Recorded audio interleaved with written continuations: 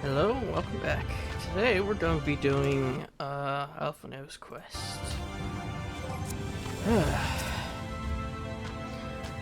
Your face is unknown to me. What business have you at my rookery? A letter of introduction addressed to Shazam Denma and signed by the Crystal XR.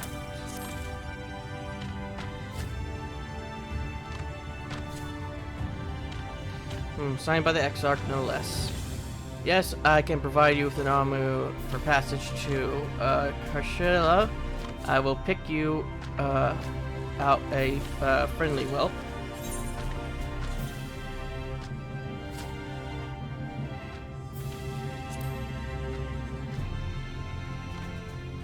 That's right. Mounts like my gray friends, one over there, are a common sight in these parts. I gather you hail from a further afield, more accustomed to chocobos, perchance? I hear that there are a few places where they ride little else. Seeing as you are plainly unaccustomed to riding Amru, I think it best I accompany you on this flight myself.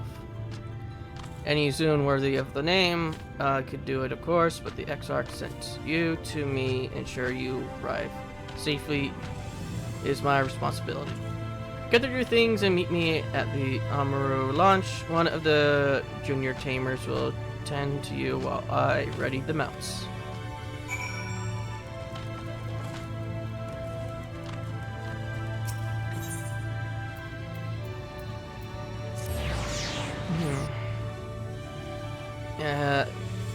I went and did some stuff in between episodes. Like, nothing in-game. I just went and did some stuff downstairs since I was recording for so long. And since I set my phone to Do Not Disturb, I've gotten some messages which I should have gotten during that time. You want to fly over to Kachalia? Well, I suppose if Master Demaya is going with you. Right here, please. The master should be along with the mount shortly.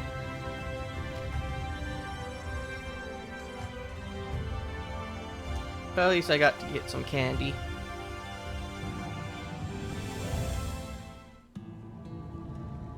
The whistling breeze, mute. The pounding surf, frozen.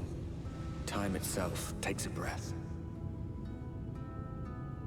At light's edge, all is perfectly still. The world captured in a painting, locked in a moment. Music, faint and fleeting, drifts coastward on the lifeless air. And in the distance, beyond the broken earth, a city beckons.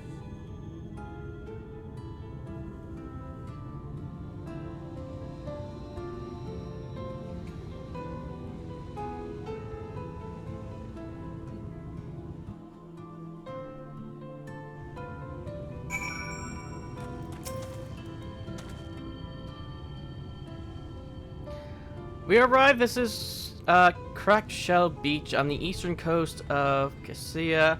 You should be safer here for the present. Compared to the mainland, Sin Eaters' attack are far less prevalent, and the native beasts are not any more dangerous than elsewhere. It is the people you should be wary of.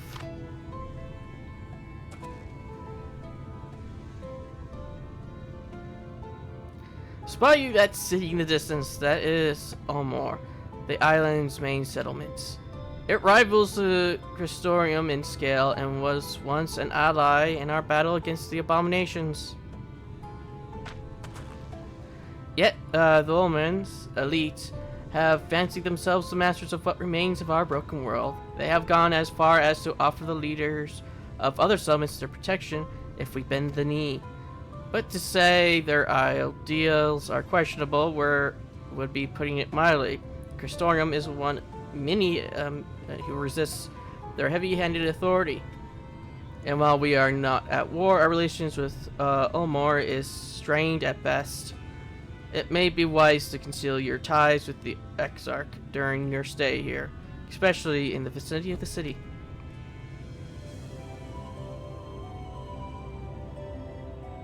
I'm glad we understand each other. Now the Exarch has instructed me to divulge a secret that should make finding your friend a great deal easier. Listen closely. I'm also not used to your kind having hair.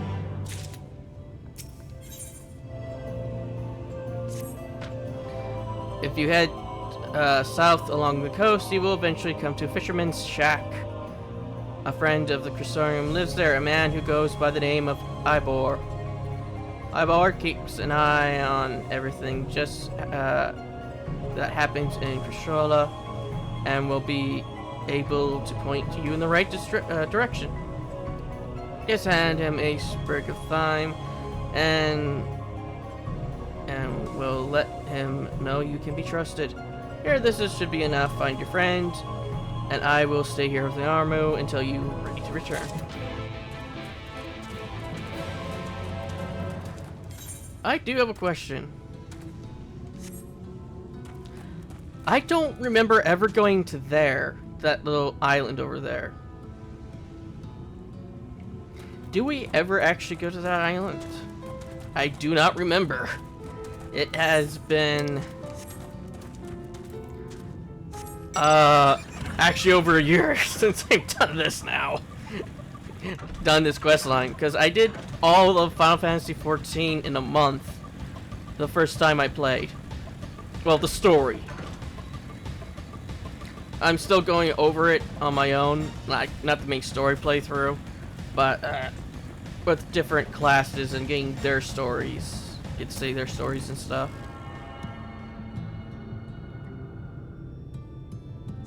As well as doing some of the other stuff that I didn't do along the way, like there is a thing back in Stormblood that you can do that goes through the Forbidden Land. I'm currently doing that. I play that once a week. And then there's also the House of the Dead, which I still have yet to get done.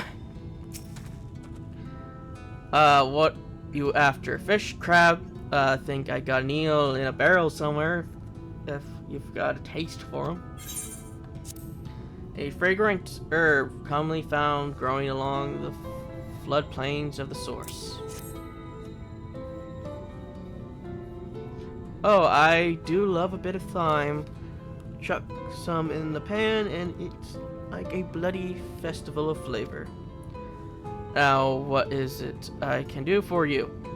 Can't say as there have been any major upsets to report these past few weeks. Alphinoe, I know the one. Our young champion of the downtrodden.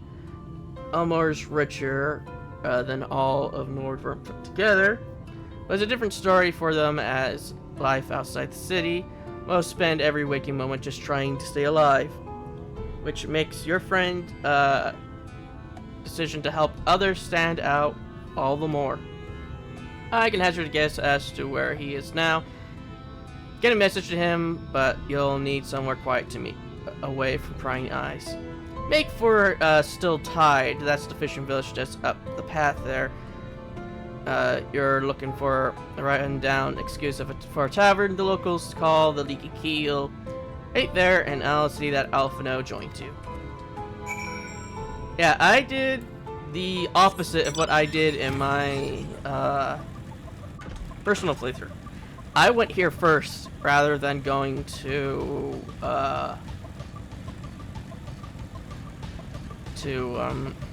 the south area.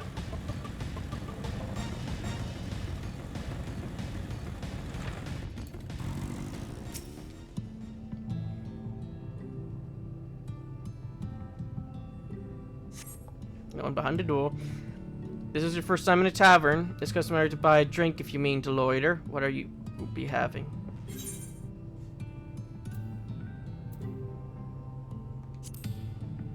Fine choice, and you'll be paying with. Well, now those are exotic. Where did you come by coins like that? I'm sorry, dear. I don't doubt they have value, but I don't have a touchstone to test their purity. And I'm not about to go begging for one from the neighbors. So we'll just have to come to some other agreement. Here's an idea. There's a common to the north where we grow our vegetables, but lately the pests have been eating more than we have. What do you say to a bit of extermination work? I want you to squash any vermin you find, then visit the caretaker and give him an earful from me for sleeping on the job. He'll be in the old silo next to the fence, snoring like it's not. Do that for me, and you can laze about here as long as you like. I won't be surprised if you find a corpse, stung to death. Oh, I guess this is a place where you get to do the upgrade your tools by how many people are here.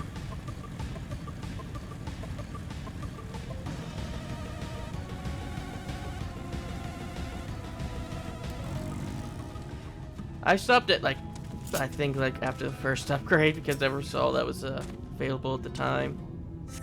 I'd rather the first or the second.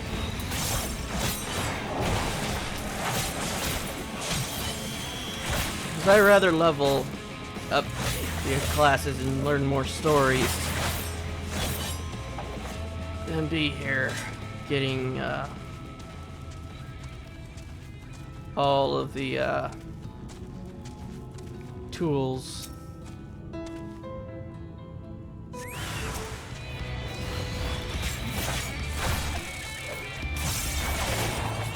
Oh, I'll get to it eventually.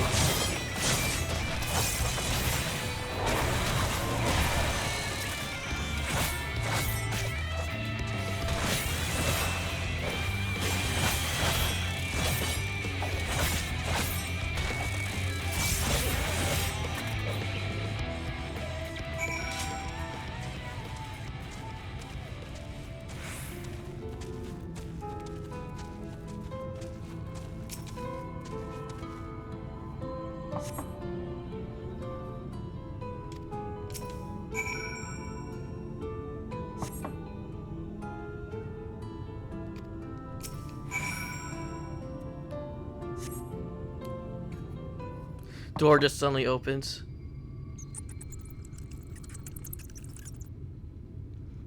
You hear a faint squeaking from the room beyond.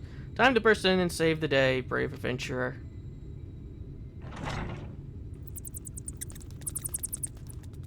No one is home, and judging by the lack of furniture, they haven't been for some time. The gnawed scraps of vegetables on the floor suggest rats have taken up residence in their absence.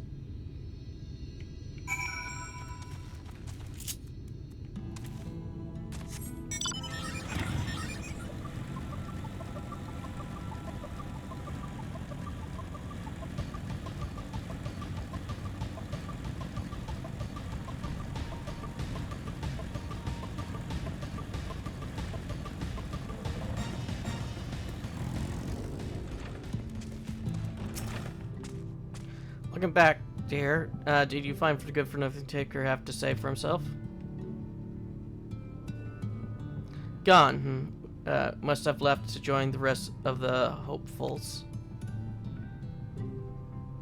In Gate Town outside Ulmar, you don't have a clue what I'm talking about, do you? And there I was thinking you were another dreamer. Oh, never mind all that. Take a seat wherever you like, dear. You've more than earned it. I'll even throw in another drink on the house. God damn it.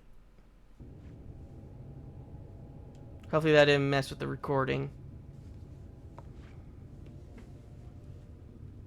First thing there, I thought my computer broke. Power loss again. And how is business today, Mistress Theva?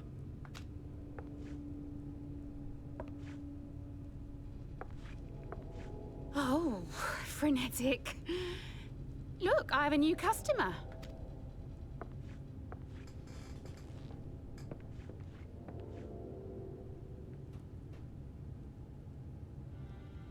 Tis good to see you, my friend.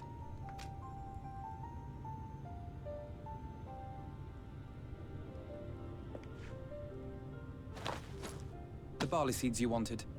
They should produce a better harvest than the last. What, just like that? Oh, wow, Finot, you really are a dear. Well, I'd best be tidying up some of those empty shacks before the pests move in. Keep an eye on the place while I'm out, eh?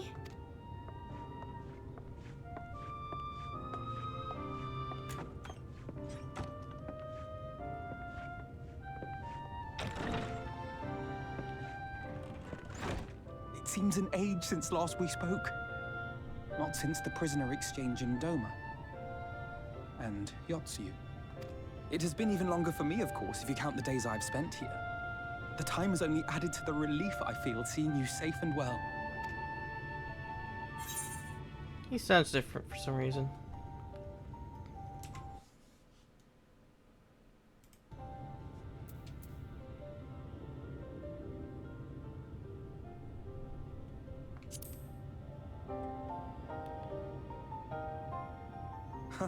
Alize said much the same thing.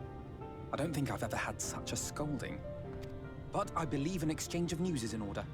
Come, tell me of your arrival and all that came before. It might just be because I haven't heard him speak in so long.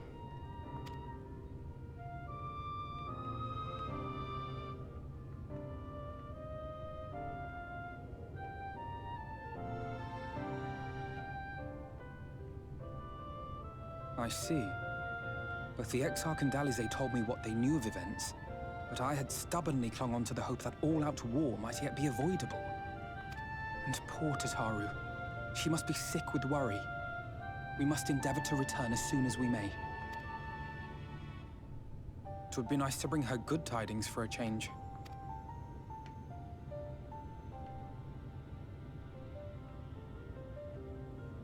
But before we bid this world farewell, we must first ensure that it is not rejoined to the source. We must prevent the 8th Umbral calamity. Urianger's vision of the future has, I fear, every chance of coming true. By his description, the catalyst for the calamity was a formless and deadly weapon employed by the Garlean Empire.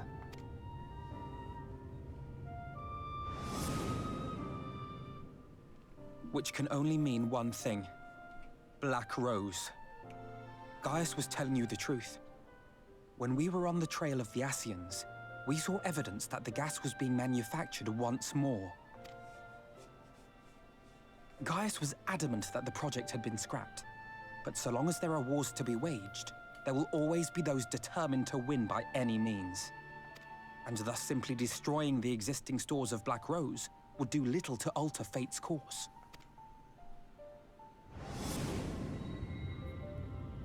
In that sense, our involuntary journey here to the First was something of a boon.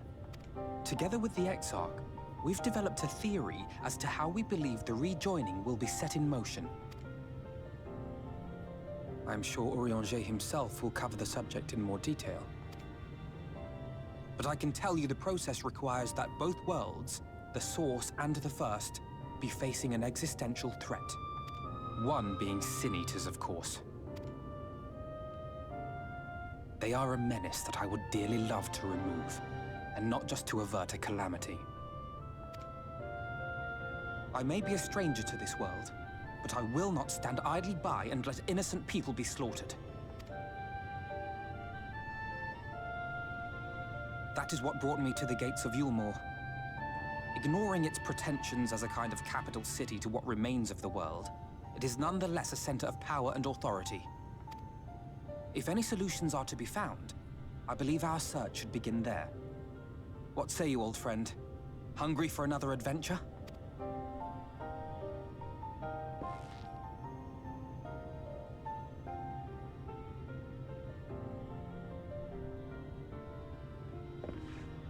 And so we take to the road once more.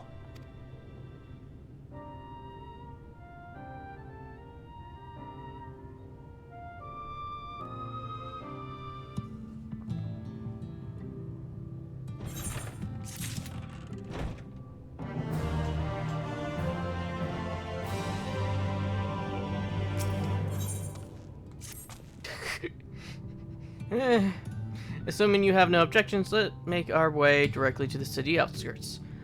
If we take our arrival just right, you may be lucky enough to see why I have yet to set foot in Omor, despite my best efforts to do so. From here, we must head west and then cross a small bridge.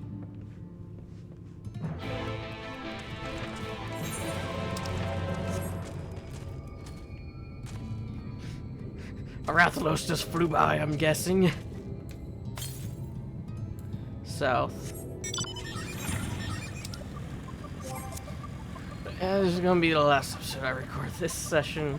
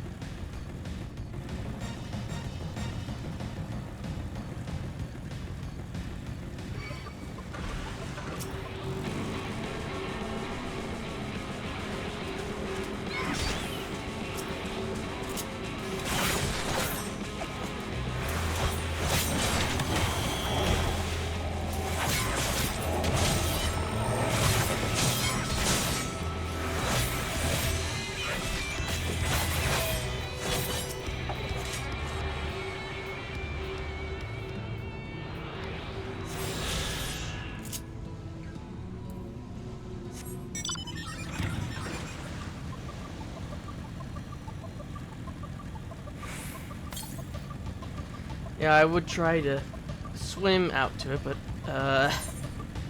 it's currently not within swimming range. It would reach the barrier of the map before we can get close.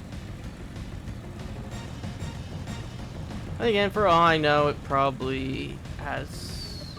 Yeah, I think my thought process when I first saw that was I thought it would be something kind of like the Forbidden Lands, where it would just be a post thing we could get to.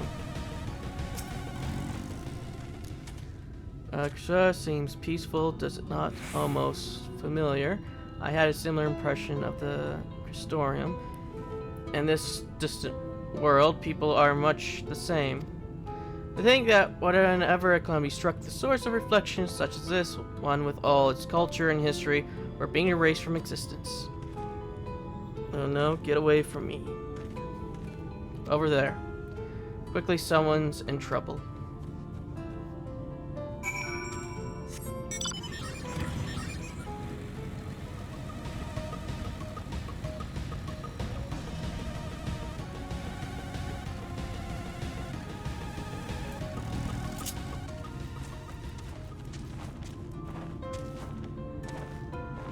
Oh, thanks to Fates, you look out.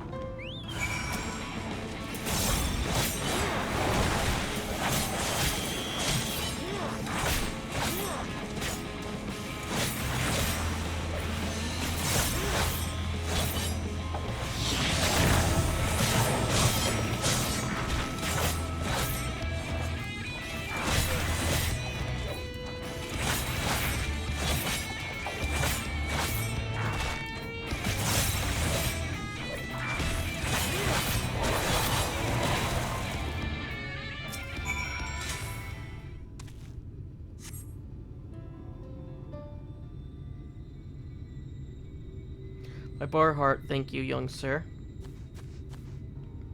Oh, there you are. In my haste, I lost my bearing. But I see you have the situation well in hand. Fine work. Are you alright, madame? Just a few bruises from where I fell. Nothing compared to what was in store for me before this brave soul came to my rescue. I honestly thought I was done for. My feet are not as swift as they once were, and I know there were no one left to hear me scream. Not that I let that stop me. I should probably leave my old home behind and queue up outside Yulmore with the rest of them. Doubt those fancy lords and ladies would welcome an old crone like me. Still, even a shack near the gate has to be safer than staying here. One would hope. Either way, I suggest you avoid wandering alone, lest you make the Sin Eater's task even any easier.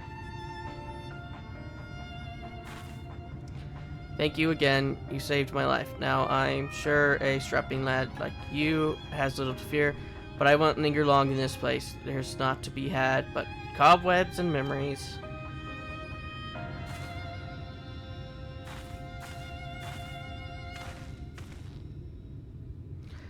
Twas as the lady says, many in these parts have abandoned their homes to live in Ulmore's shadow. Should the Sin Eaters descend upon this region, there are precious few with the strength to fight them off. Speaking of which, what have you been told of these monsters?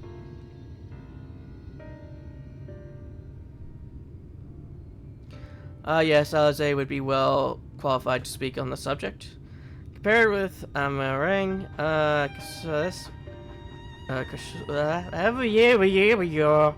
Galucia is almost a haven. But as you saw, we cannot let our guard down. Had you arrived but a few moments later, the Sin Eater would have claimed another victim.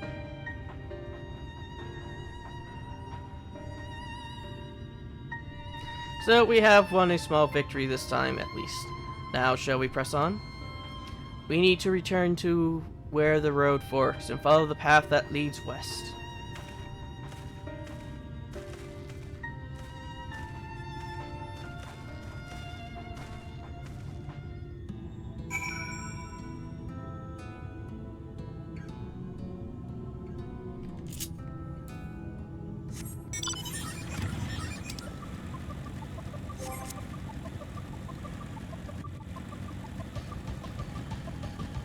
I'm heading west! Maybe you should have clarified at which fork.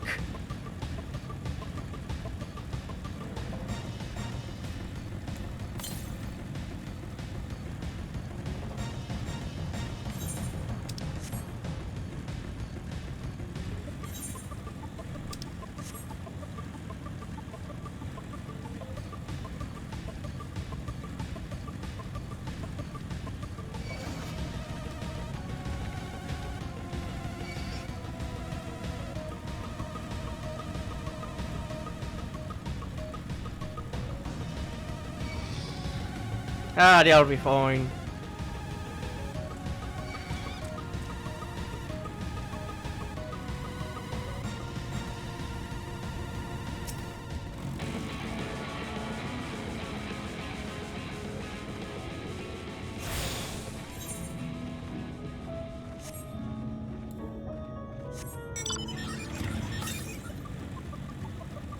Northeast, so it's probably up there.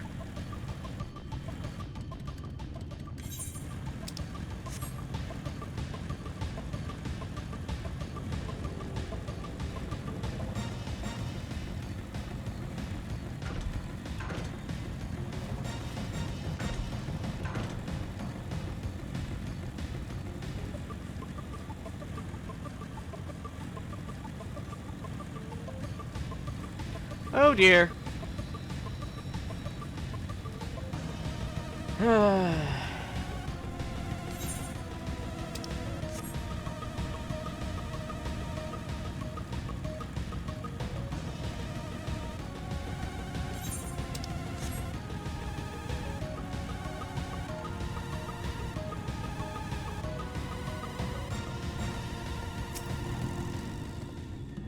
And here we are. I went west, Alphino, and I didn't find ya, so I had to come south.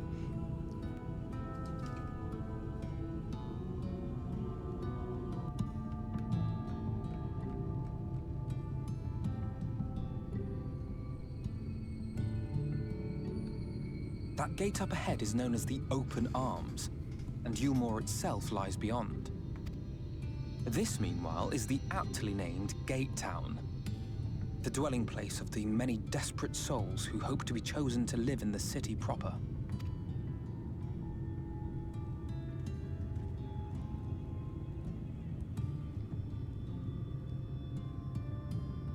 Ah, I thought I recognized you. Brought a new friend, eh?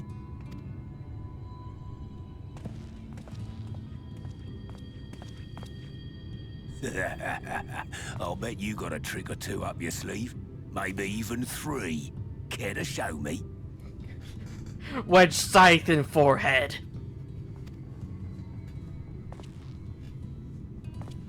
He's not here to compete. Leave him be. What? I was only making conversation.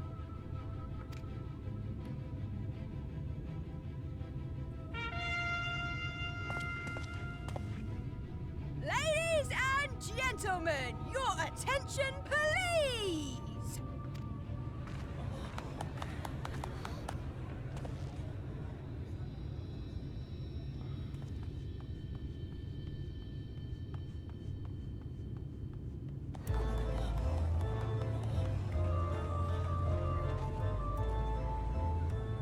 Greetings to our hopeful petitioners, one and all. Yulmore extends its warmest regards. Let it be known that a lady of distinction wishes to dine on fish divine. We seek a master culinarian who can guarantee seafood perfection. Dazzle the matron with your delicious dishes, and life in the city will be yours to enjoy, even on days when fish is not on the menu. Especially when it's you on the menu. Who among you will answer the call? Name yourself or another. We may not at all.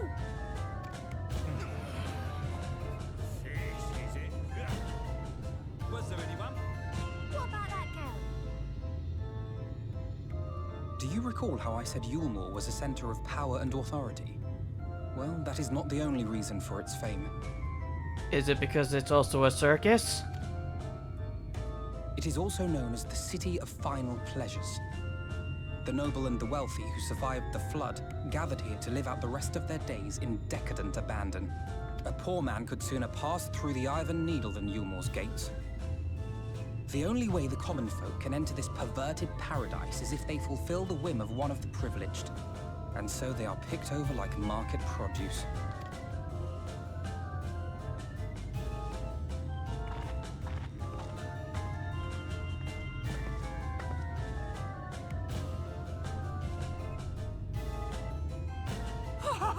What a catch! We'll not be throwing this one back. Having seen your all too obvious charms, we welcome you with open arms. Come, join us in a city of splendor and live out your life in an ecstasy of endeavor.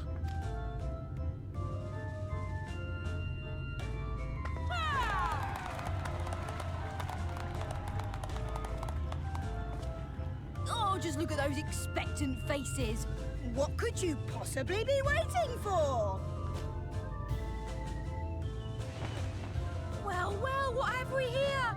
An extra share of meal to celebrate our newest resident!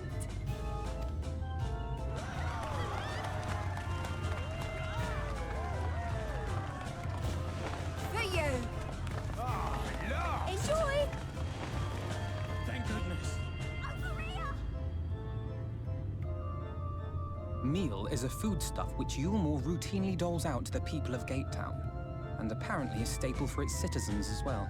Many here rely on it to survive in these times of scarcity. Yet the whole arrangement just seems... well, let's just say it leaves a bad taste in my mouth.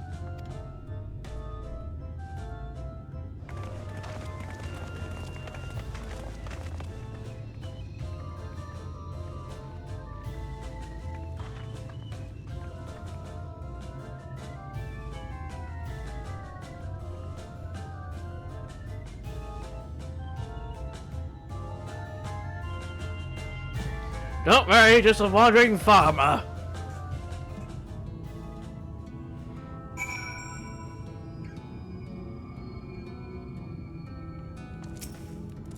Cabbage.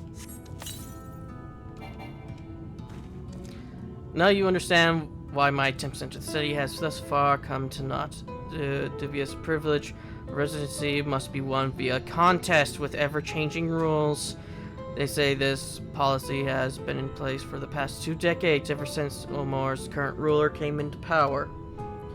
Yet from what I have seen, it does more harm than good.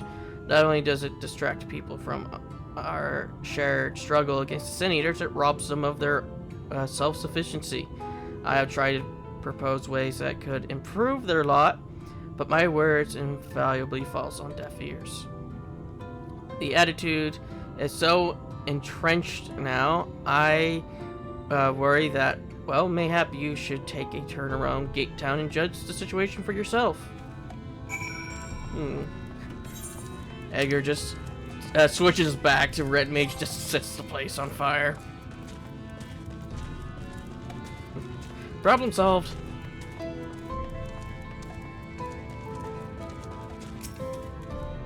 So here are you. Can't blame you for wanting a slice of Elmore's pie. If you ask me, you should ditch the sour-faced brat and make a home for yourself here. Gatetown's not much to look at, but at least it's safe, and the mule is the best thing I've ever tasted. You are sad, good sir.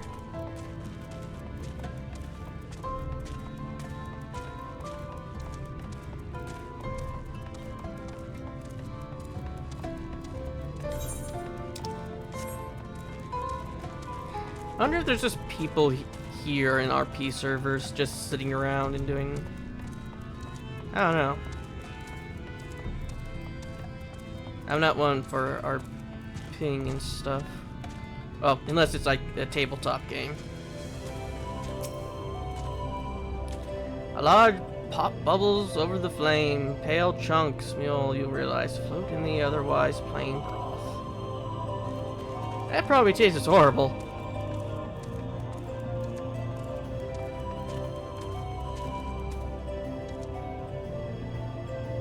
Can't tell if he's begging or worshipping a cup. Or doing some ritual.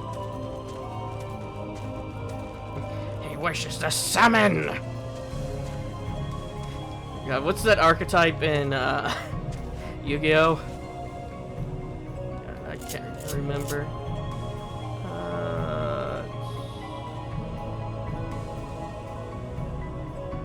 Oh, I don't have look around on here. Oh no, I do.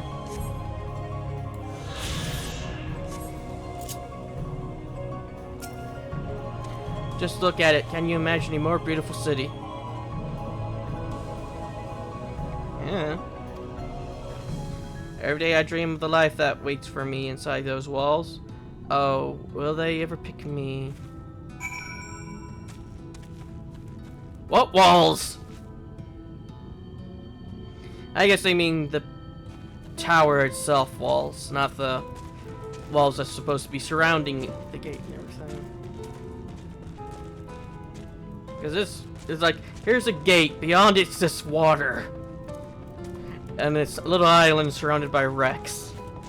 With a massive tower on top of it.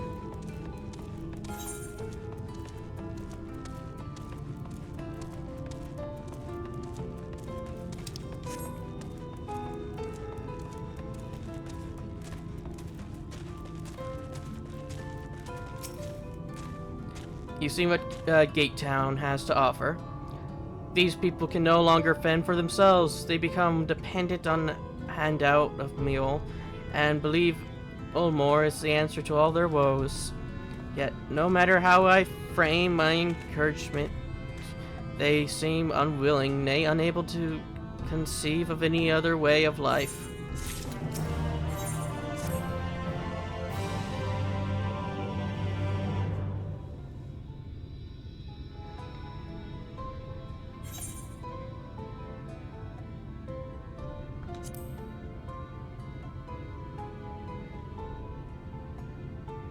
Disapprove, it frustrates me, certainly.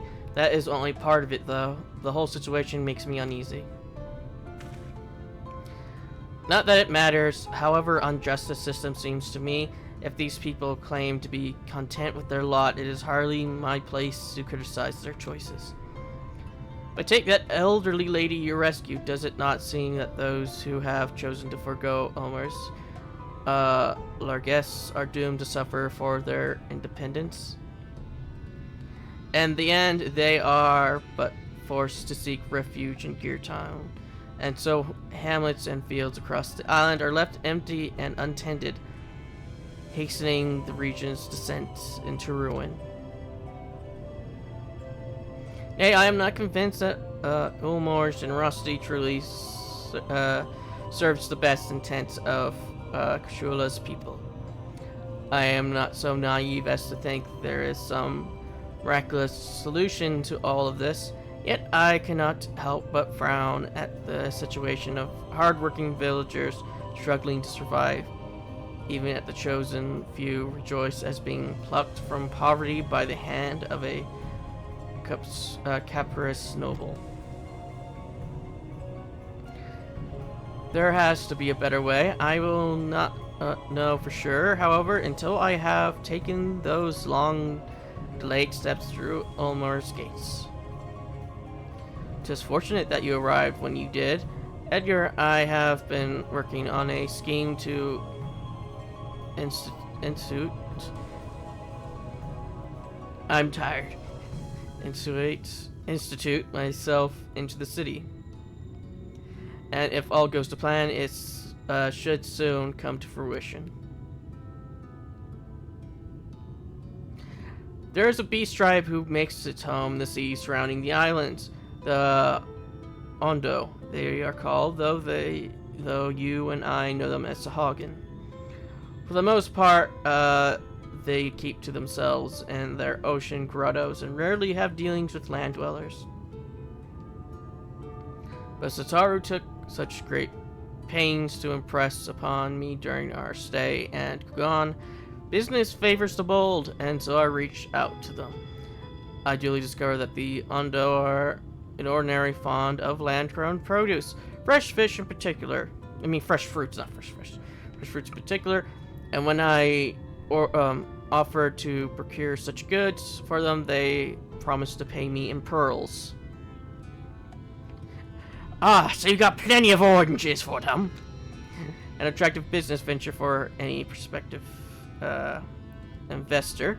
Would you not agree? Surely even the most jaded Amoran lord would have time for a merchant who can make pearls from plums and pumpkins.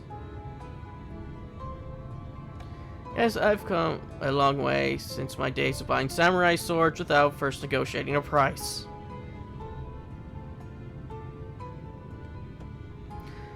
My appointment with the Ondo is due to take place in a few hours. I just need to collect the produce and meet with them on the shore. Might you help me make the exchange?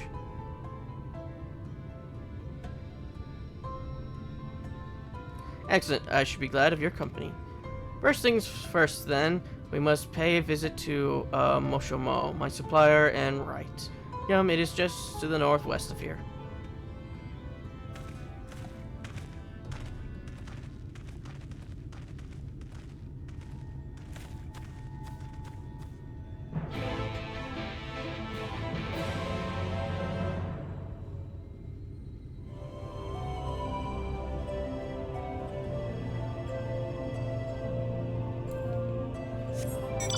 Speed!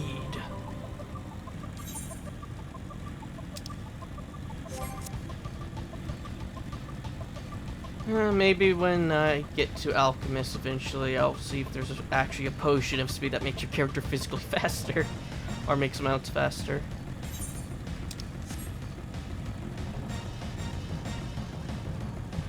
We must go as fast as possible!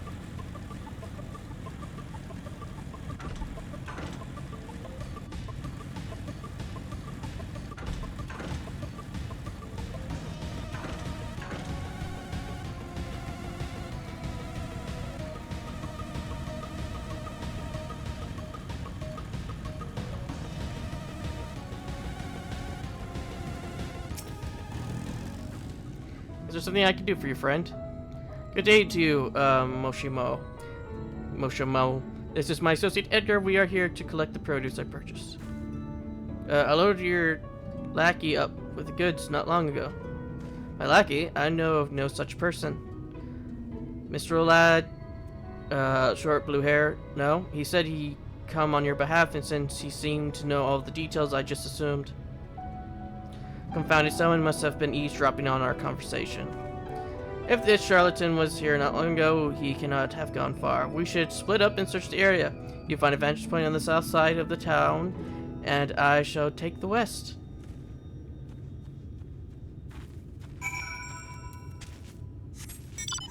I'll introduce him to the sea dragon.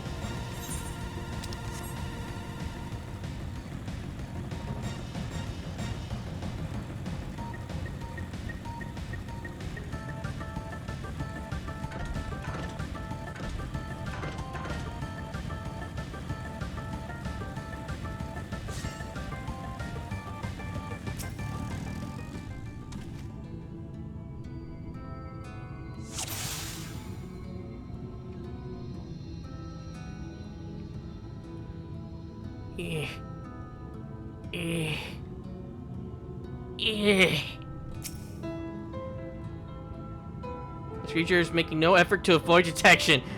He's also not a mystery.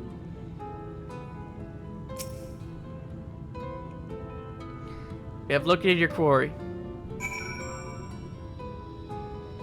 There's probably a little more funny bits that you can find with those, but like I said, I'm tired.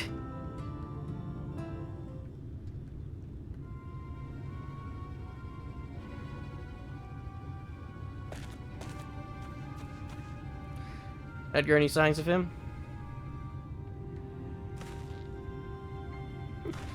Just fires a shot off when he does that. You have a keen eye. Let us move in, before he makes good his escape.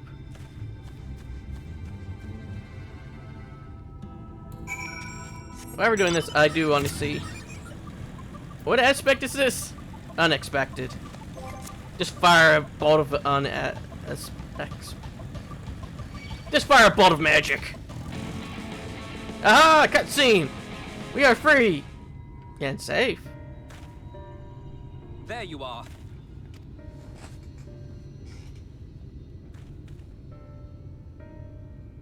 The thief who claims the harvest on my behalf.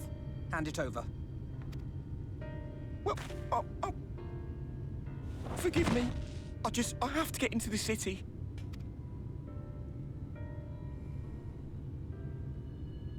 I have no family and all my friends have already been chosen. No one here gives a damn about me. When the meal gets handed out, I'm lucky if I get a smell of it. No matter what I do, they won't call out my name. I'm so tired, I'm so bloody hungry. I thought maybe I could steal your idea. Get in that way.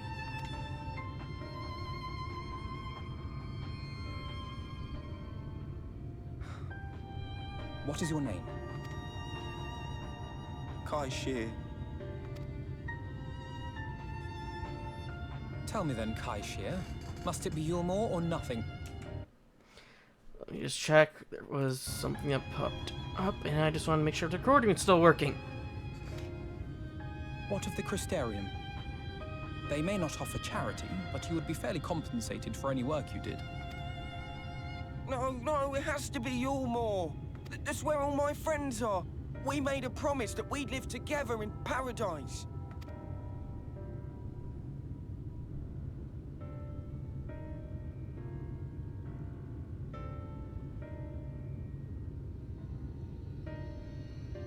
I was to make my deal with the Ondo at the Clave. Listen carefully, and I shall tell you my plans for the business, and how best to arouse the Yulmorans' interest. You'll give me your place? Just like that? I'm giving you a chance, nothing more. What comes of it is entirely up to you. I understand. Oh, thank you, thank you!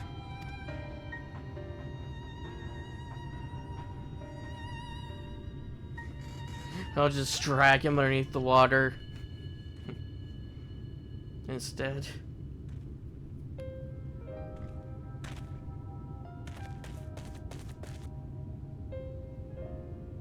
This was but one path. There will be others. But for young Kai Shear, it was the difference between life and death. I do not regret my decision, yet I will admit that a part of me wonders if it was for the best. Probably not.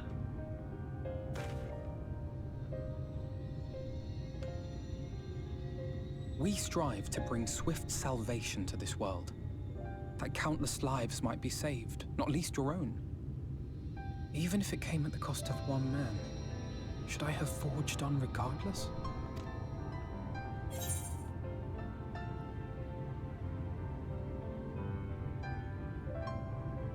Quite possibly. We better hurry up and think of a new plan.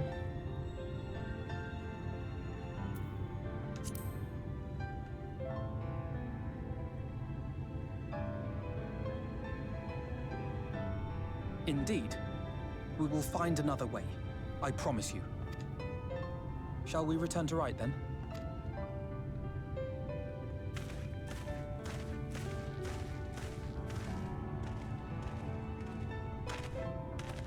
Is that?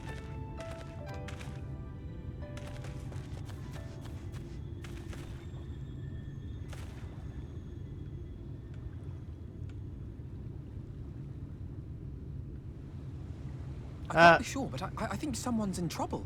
It looks fine. He's just gurgling some gravel.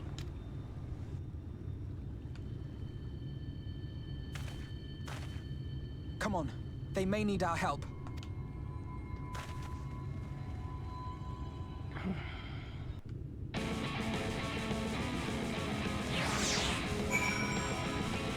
What's going on?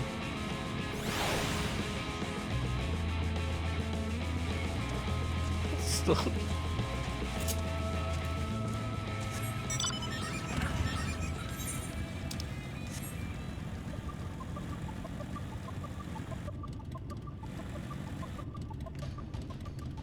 Thought I heard something.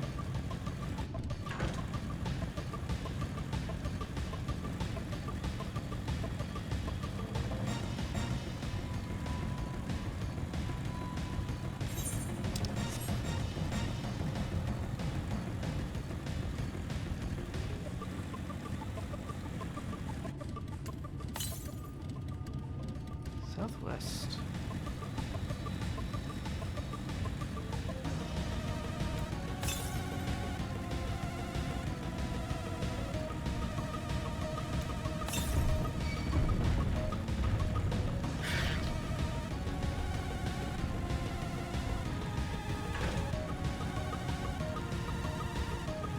Sit in that little cave.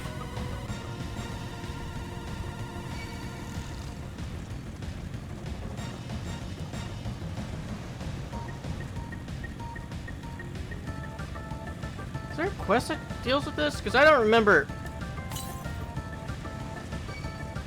I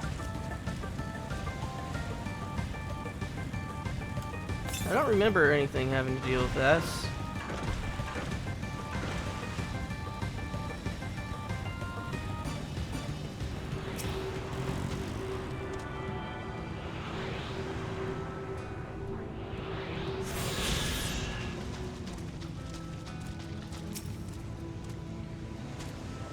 Here, he's breathing. I think, though, he won't last long without help.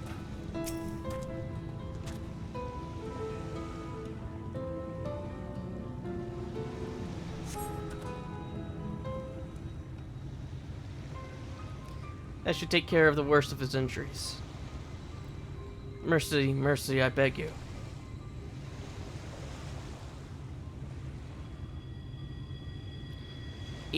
Breathe easy, sir. No harm will come to you here. Poor man is shivering. Pray keep an eye on him while I'll get a fire going.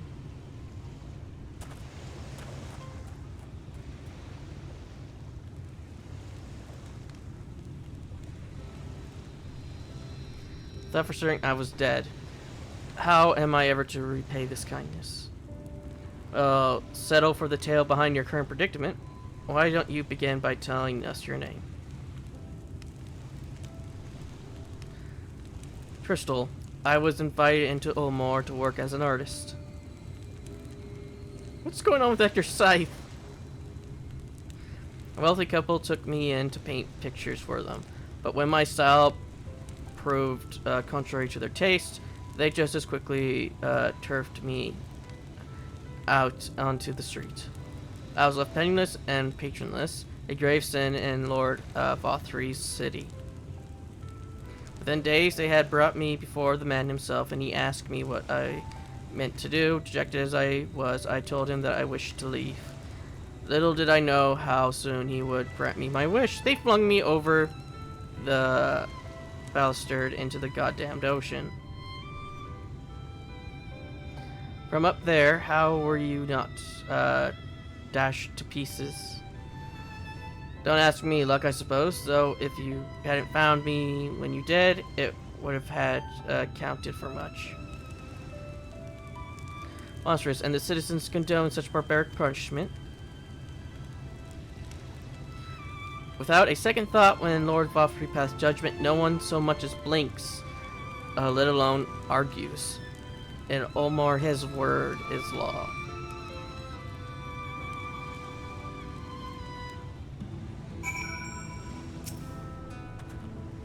The more I hear about Ulmor, the more determined I am to see what waits within its walls. I shall bend all my thoughts towards securing another way into the city.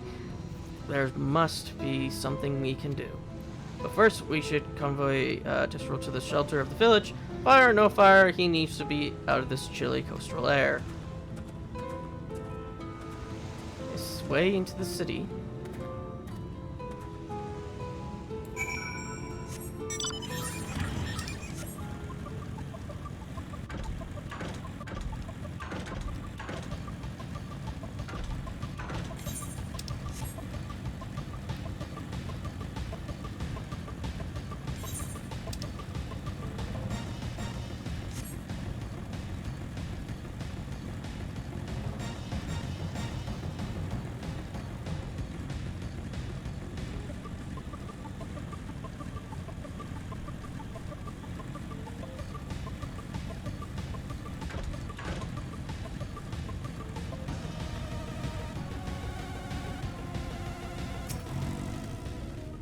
Pray accept my deepest gratitude. I owe you both my life. And if you'll permit me, I would assist you in your attempt to enter Ulmor. Insofar as I am able, at any rate. To be frank, and the thought of sending my saviors into that awful place makes me sick to the stomach. But since it's plain you set your minds on it, you should take this. It's my favorite paintbrush. The Ulmor elite are never satisfied until they get exactly what they want. And if I'm not mistaken, the couple I mentioned will be looking for someone to replace me. If you make a show of owning such a well-used brush, you may be able to convince people you have a talent for painting. Are you certain this is your livelihood? You cannot deprive you of such a treasured possession. I gave it gladly after all you've done for me. Besides, I don't think I have the heart to paint anymore. As to what I'll do instead, I honestly haven't decided, but I shan't stay long in this place. Not with the city brooding over me. Nay, I'll move on to new lands and a new profession, and I'll keep you in my prayers from now until my dying day. We got blue quests.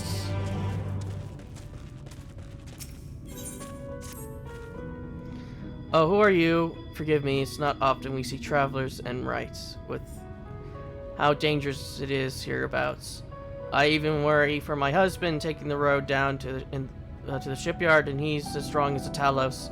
He has been gone a good while, though. If you're heading that way, could you please let him know his wife is expecting him at home?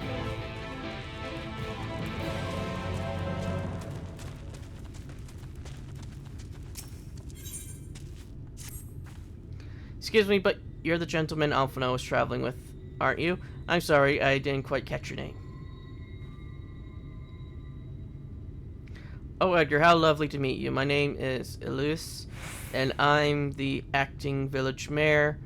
I was hoping someone of your talent could pass through right before long. The thing is, I need to visit someone up at Stone Gazer, but I'm afraid to walk the path alone. Do you think you could provide an escort? My thanks, I just can't bring myself to ask one of the villagers.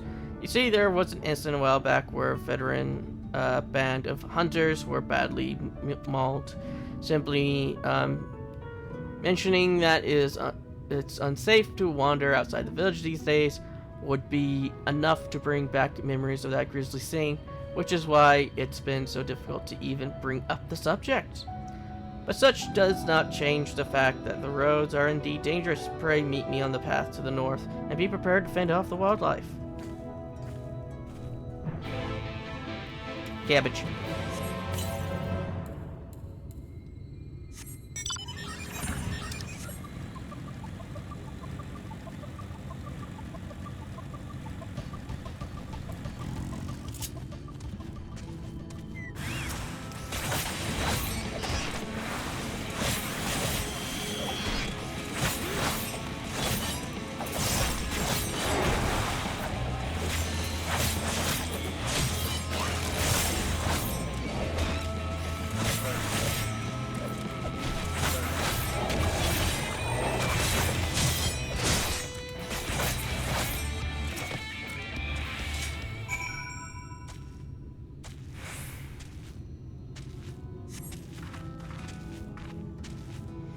What did I tell you? I was barely 10 steps out of the village. Come, let us hurry along before more predators have a chance to gather.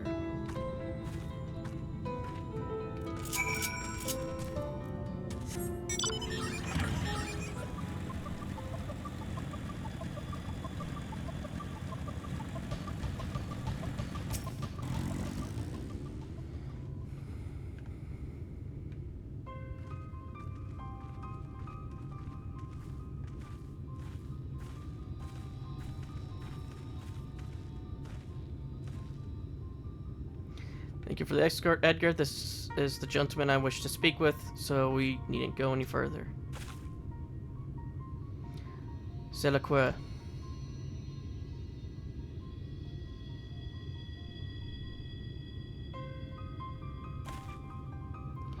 Are you wandering around by yourself out here? You know what kind of creatures lurk beyond the borders of the village? Oh, well, if it isn't, Clifton's little girl. Something I can do for you, lass. Yes, sir. I came for an answer to my proposal from the other day. Have you given any thought to taking over as village mayor? I'm doing the best I can in the interim, but I have neither the age nor the wisdom to continue in the role, and the rest of the villagers agree with me.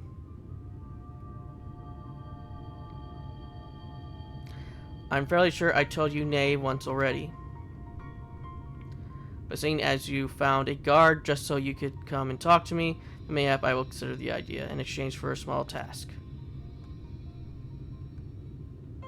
You will, please just tell me what I need to do. My friend, Clifton, your dear father, was looking for a sickle to cut some rope. Would you mind, skipping down to the village and borrow one for me? Why would you? I mean, a sickle, was it, for cutting rope? That shouldn't be too difficult. I have only meant to ask you along for the one trip, but if I'm to complete these tasks, would you be willing to indulge me a while longer?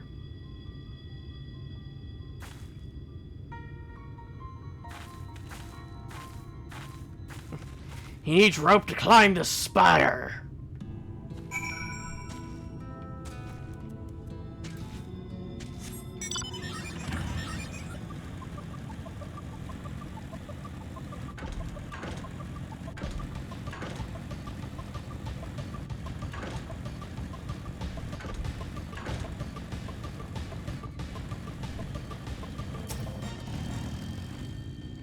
Good day to you, young Alice. You look a little flustered, dear. Was there something I could help you with? And good day to you, madam. I was hoping to borrow a sickle. Is that all? Here, you could take this one. I have several spares, so there's no rush in return it. Doing a spot of harvesting, are you? My thanks, but it's not for me exactly. I was asked to bring one for my father. Your father, Shadow, saved me. Forgive me if you were to accompany me in this task, then you deserve to know the whole story. It was my father, Clifton, who was the former mayor of Wright. And the incident I spoke earlier was something that happened a year ago. One day, a stray sin eater came prowling around and slaughtered nearly half the village. It was a waking nightmare. Some of the villagers blamed my father. They said it was because he refused to accept the protection of Ulmore. The sheer scale of the tragedy and the accusations that followed wore away at his conscience until finally he could bear the guilt no longer. He hanged himself. Laxwa, the old man we spoke to, was his closest friend, but considering he was worded his request, it seems he's reluctant to accept the fact of my father's death. So I would see this task to its end. Let us bring him his sickle, shall we?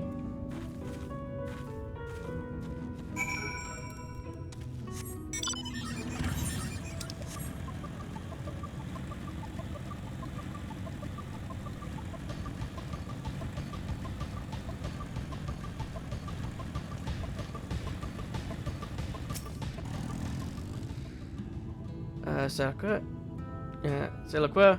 So we've brought the sickle you asked for.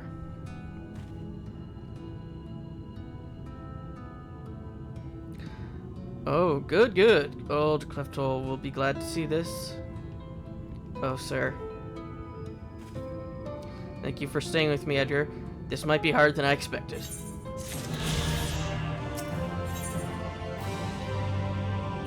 Looks like we gotta continue this.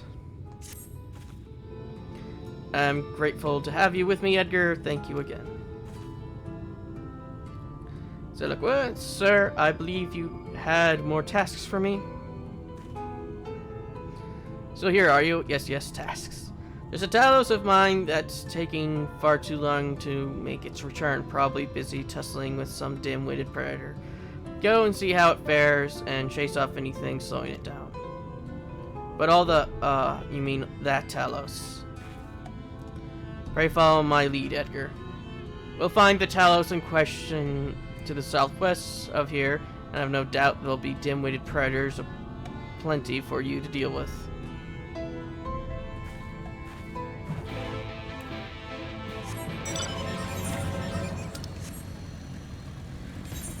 And of course, there has to be a fate in the way.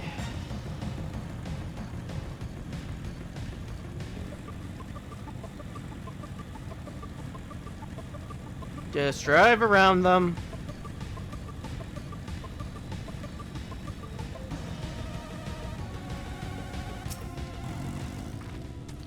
Here's the Talos Zakua was talking about. I think something made its nest in there.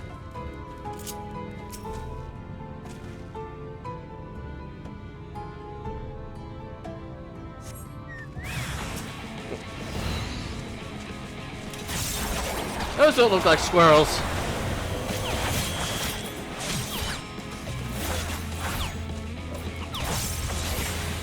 Why are there harbor mice here? Actually, never mind.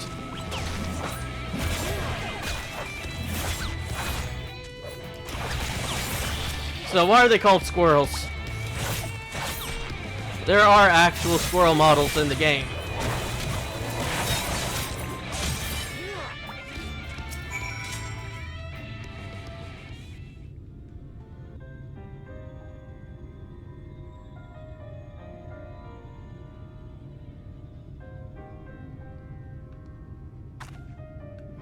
So I'm glad you were here.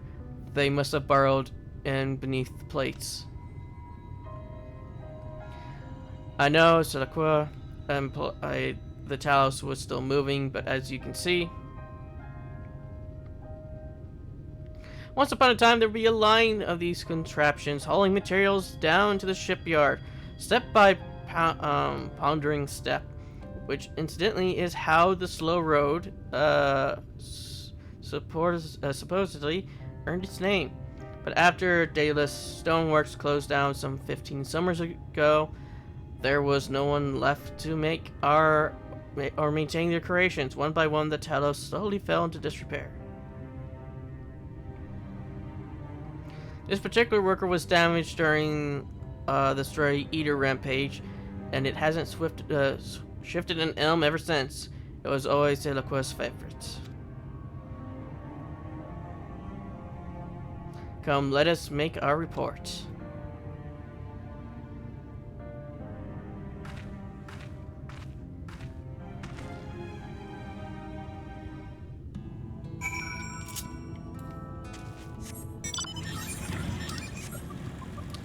There's several of these blue quest lines. This is probably going to be the only one that I do. I think I might do another one later on, but that one's just because it's interesting.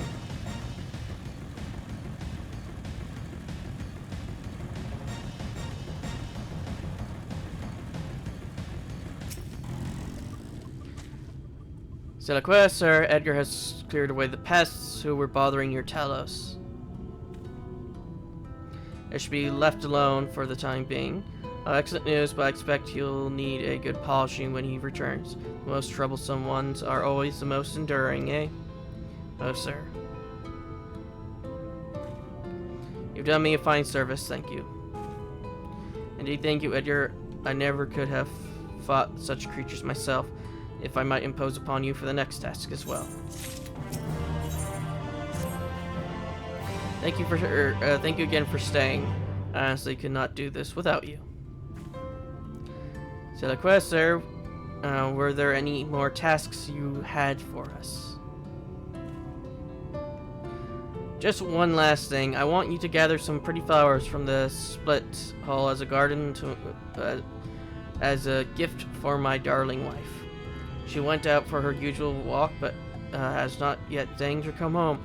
I fear I may have said something to sour her mood. I understand. We shall gather a lovely bouquet for her then.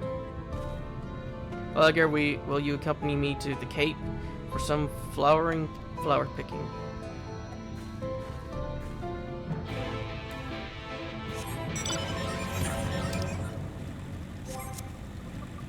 I guess over there we can also do the other one.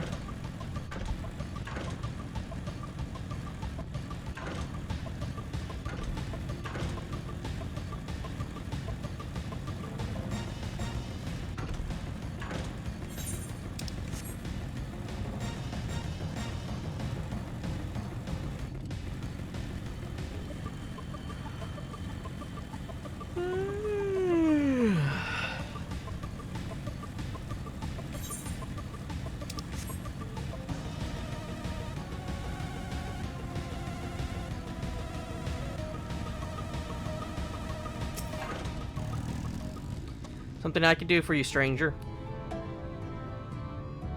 Well, beat me with a hammer. Has it been that long? I was aiming to salvage these planks from this old hole, but she's given me more trouble than I bargained for.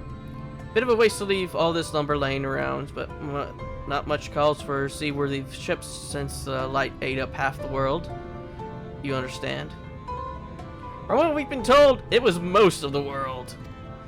So I reckon it were better for a woodworker like me to put to good use. These boards, though, they're so tightly joined, I can't pull the bleeding things loose. Here, do me a favor and sprinkle some of this powder on the joints along the keel. I'll keep working on this end, and with any luck, I can make it home before the wife stomps me down here to fetch me herself.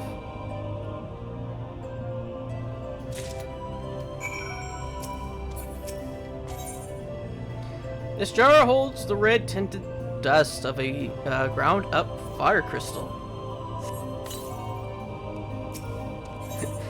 This sets the entire thing on fire. Maybe we shouldn't have used fire crystals. I know it's probably just to loosen the stuff that's keeping the boards together, but I don't know. It just doesn't seem right to use, fire on wood.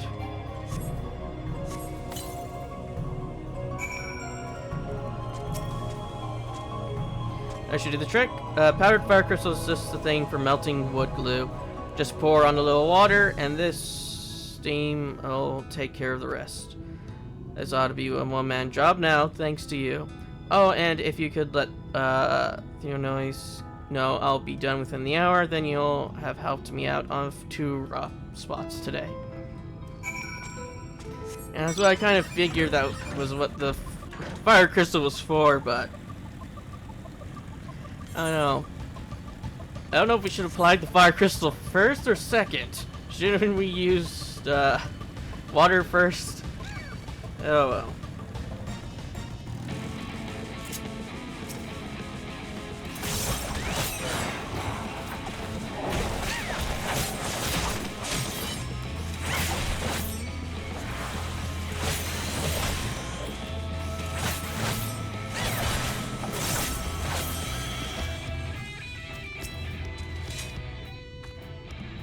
This is almost pleasant, isn't it? Aside from the aggressive wildlife, of course. I should tell you about Delacroix's wife. She was killed in the Eater incident, although I imagine you already suspected as much. They made such a sweet couple. Every day they would walk up this cape, hand in hand. She would gaze out over the flowers with this warm, content smile. Delacroix himself has some training as a warrior. He would guard her as if she were a princess, and he her gallant life. I'm sorry, it's just...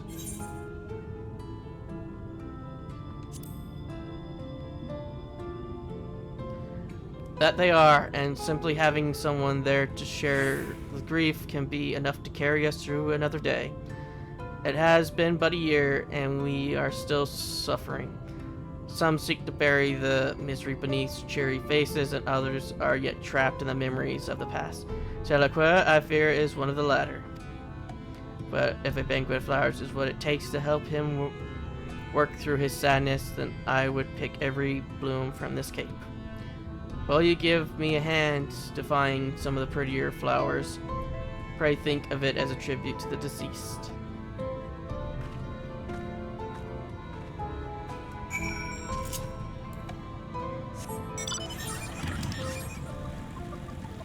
Yeah, the reason why this one's a blue message quest line is just like how it was in Stormblood,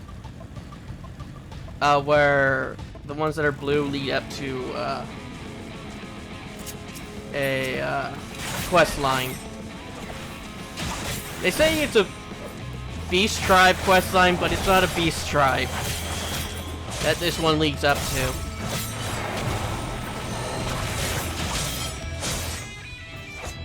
Which, you know, is kind of strange.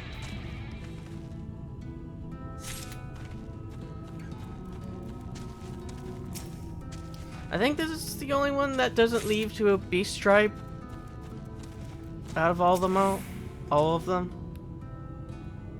Oh, technically, this is the second one. This is the first one out of two, I believe.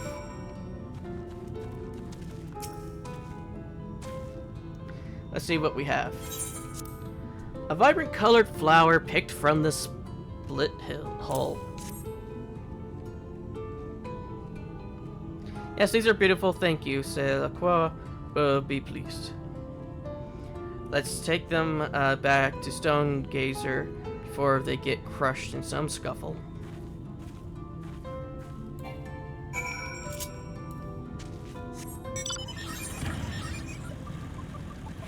Yeah, Borrow Isle. I wonder if there's a quest for there, because I've done almost all of the golden quests. Like I said, I almost done them all. There's only a few which I haven't, but I've done them all in this area. And the only ones I haven't done are the ones which I will probably do eventually, but I just don't want to bother with no guidance currently. But there is going to be one no guidance quest which I will be doing for Edgar. But that won't be for a while.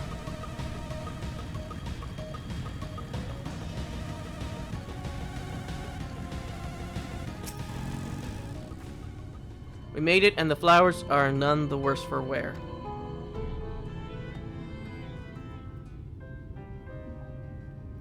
So, Delacroix, Edgar and I have returned with a bouquet for your wife. I was planning to thank you. Now perhaps she will come. Perhaps she will come back too. Sir?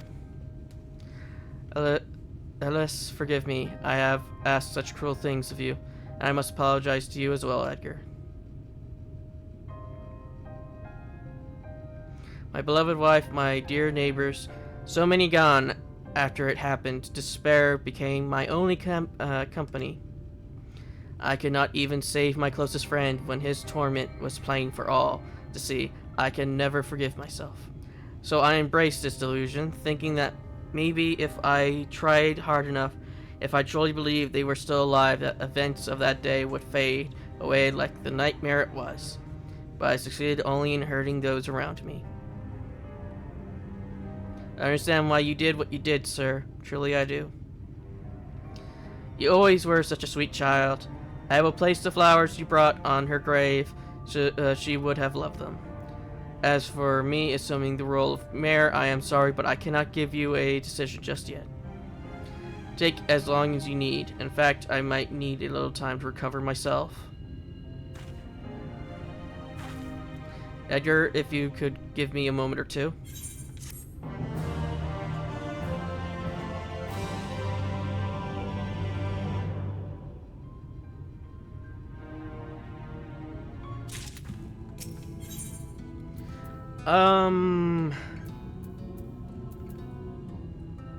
Do we want purple carrot juice? No, we don't have anything that deals with skill speed. I don't even know what tenacity does, to be honest. So let's just get the grilled. Thank you for your patience, Edgar. Selacqua still appears to be wrestling with his thoughts, but perhaps we can help him come to a decision. Sir, I don't mean to press you, but might you have arrived at your answer to my proposal? No, not exactly, no. There is another matter I have yet to reconcile. Would you mind sharing this matter with us? Well, it's just back to the day that the Sun Eaters attacked the village. I was taking my turn as lookout here at Stone Gazer. It's a duty we take very seriously. They said when the tower was originally built, it's in the time before the flood, they were worried about dwarves and mountain bandits, but these days... Yes, there's far worse prowling around, but I failed to spot it. The Sun Eaters which came that day did not appear as the other monstrosities I have seen.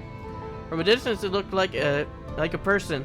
I wanted to be sure before I rang the warning bell, but I waited too long. Many who could have fled died because of my hesitation. How could a man of such faulty judgment ever serve as a mayor? What comfort can I offer those loved ones who needlessly slain? None. Not while the abomination itself yet roams free to kill again.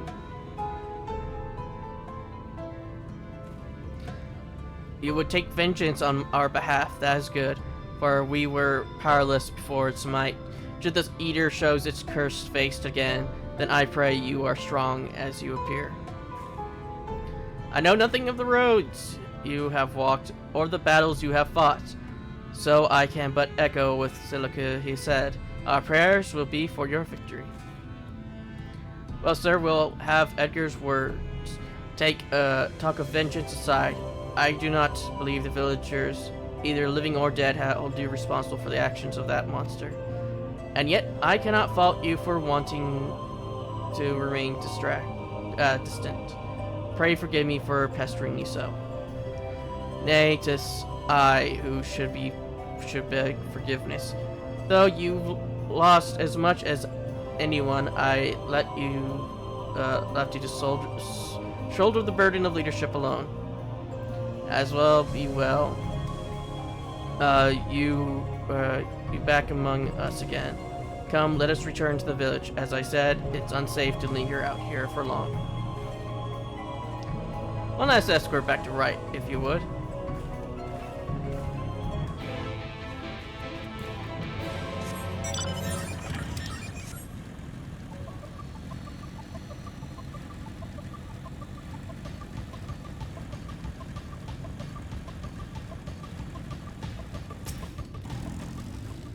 Thanks for your protection, Edgar, not to mention your unfailing patience. It is my hope that now Selacqua has unburdened his mind to us. His heart will be the tiniest bit lighter. I, for one, feel ready to face another day. After all, I have my friends and neighbors here to help me face it. Oh, there's one last thing I wanted to show both of you and Selacqua.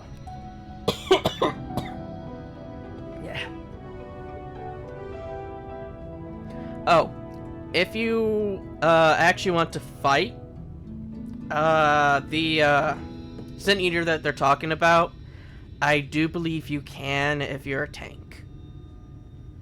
But since Edgar is not a tank, he will not be fighting it. It has to do with Wright's traditional industry, if you were interested in taking a look. Oh, good. I was worried you've had enough of me. My last errand for you, then, will be to have a word with Selacqua and bring him to the barley fields at the front of the village. I'll be there tending to the crops until you arrive.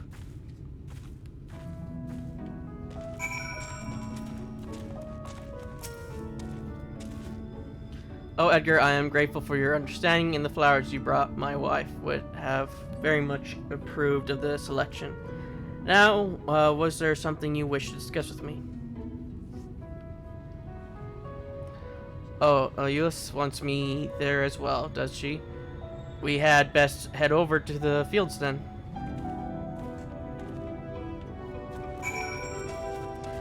But yeah, the Sin Eater, you can fight it if you're a tank class and go through their required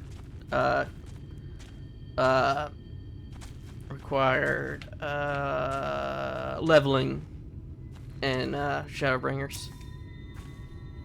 He's alright then. Well, that's a relief.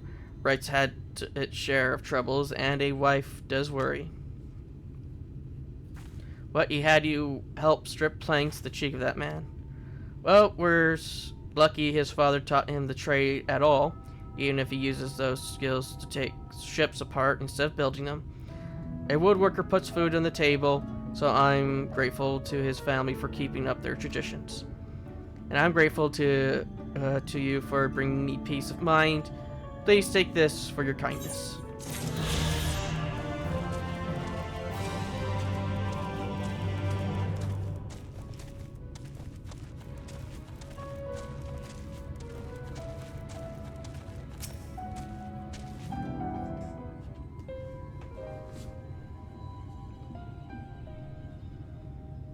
This is what I wanted to show you. This barley crop right here.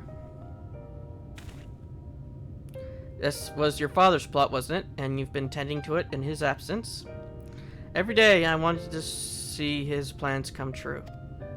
His plans? Yes, he dreamed of restoring things to how the history books said they once were before the flood ruined everything. Our village has long been known as a place of artisans. Even the name Wright is a nod to all the craftsmen that once made their home here.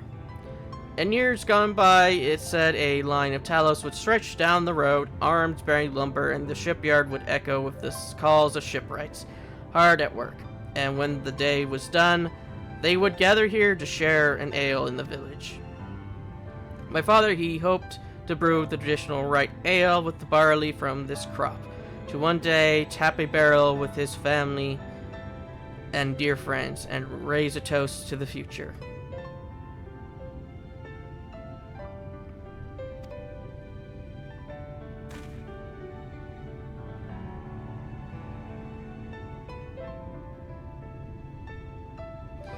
C'est la quoi, Edgar?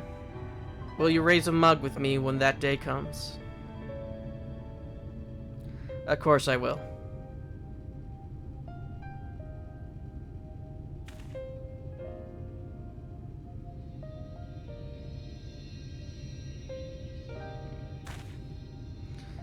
But my dear girl, the land here does not nourish the crops as it once did. I fear it will be some time ere you have barley fit for the ale you have in mind. In the meantime, will you help me with the rest of Clifton's plans? The rest? He wanted things the way they once were, did he not? Then we must first recover from the tragedy which was visited upon us.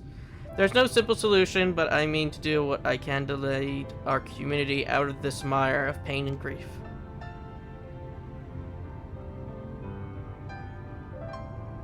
Assuming you are still willing to have me as mayor. Yes, of course, sir. Thank you.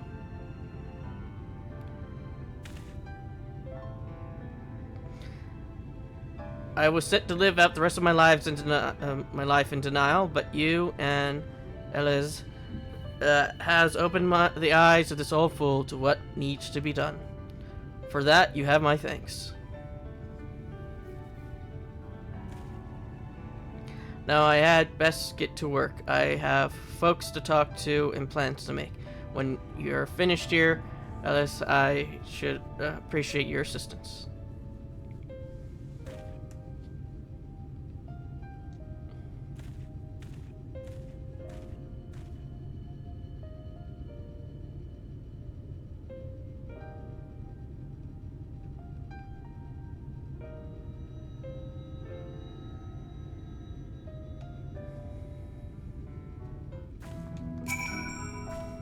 Well, Edgar, I thought this is where we finally part ways. I think this is where we finally part ways. Thank you again for all you've done for us. The people of Wright will go on, even under the weight of our sorrow. It might not happen this day or the next, but together we'll find ways to make things better, to recapture the prosperity this village once had. I look forward to when you next visit. With any luck, I'll be waiting to put a frothing mug of right brewed ale in your hand.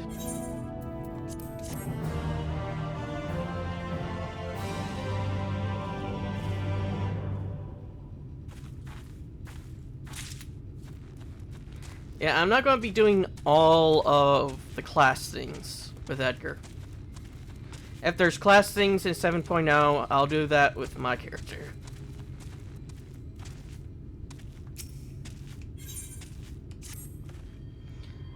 They say kindness is its own reward, but Tristal has repaid us with a gift as timely as it was unexpected.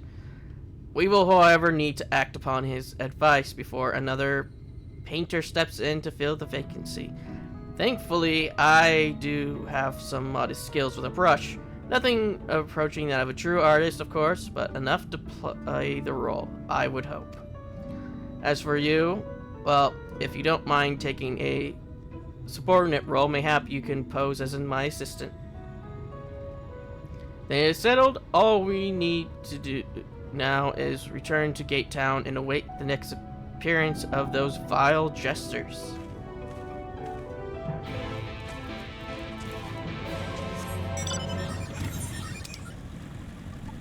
But yeah, just because I'm so far leveled. The fuck? I don't remember you. Oh well.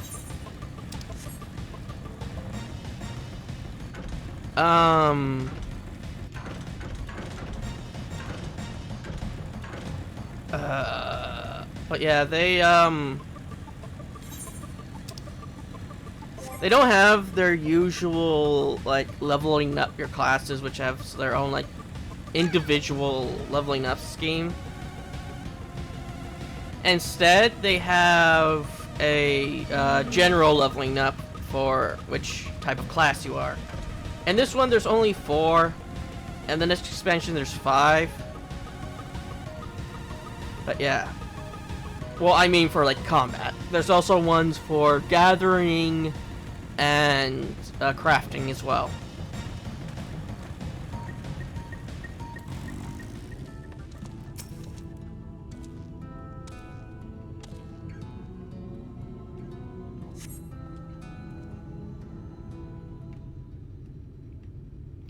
After this, we should move the inventory around. Here they come. Ladies and gentlemen, your attention once more. What a day it's been for the folks at our door. We're welcoming a peddler who makes pearls from a plum. And now we've a place for a painter of a plum. So come along and don't be slow. It's time to let your colors show.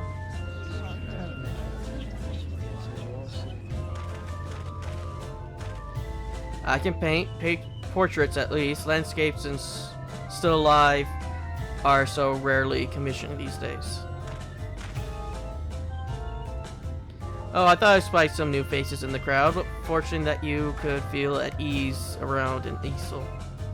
What proof have you of your prowess? Any masterpieces on your person? Sadly, no. Everything I painted is soon sold. Such is the life of a working artist. I have only my brush to testify for me, though you will note that it has seen no small amount of service. Oh, flecks of paint, both old and new, a tool much loved and much used.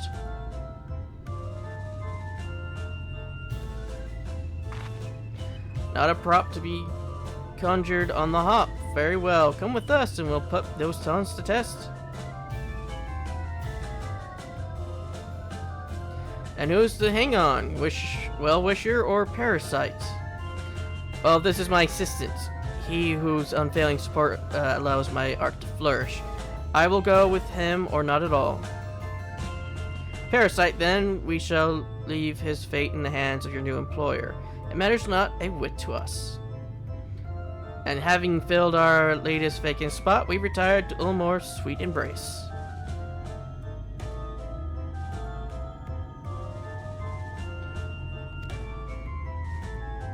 Oh, mercy me, them all. We almost took our leave without leaving a loving token.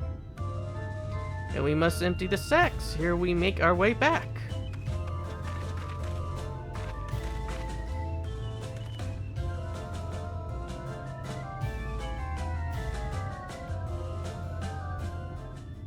Their other look-alike are twins, but I can't remember the name of the type of twins that have differences, because they have different eye colors. Game? Hello?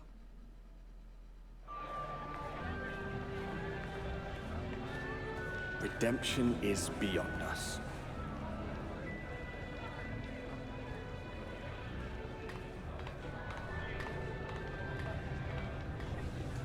The lament of all but saints and fools, and the comfort of the lords and ladies of this accursed place.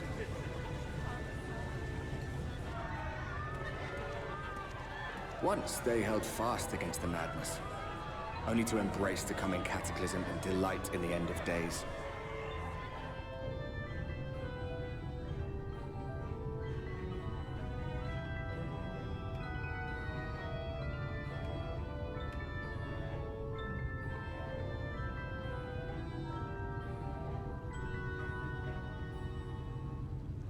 Perhaps in rapture they seek to lose themselves and the misery they share. Or perhaps for them alone, the promise of eternal pleasure really does hold true.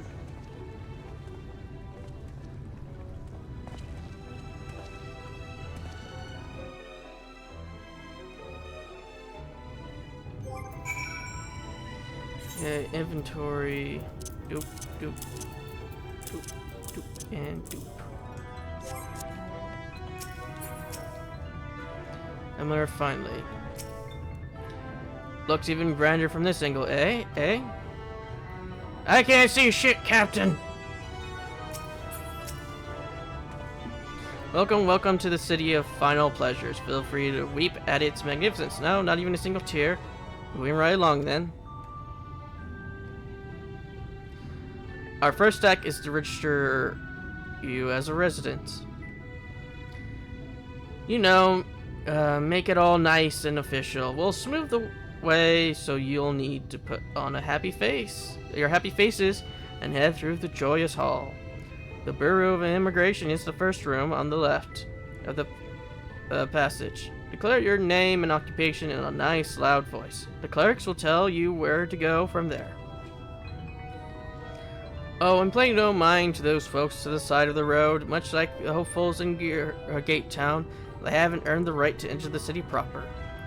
If somehow you enjoyed basking in the envy of your fellow man, then by all means take your time.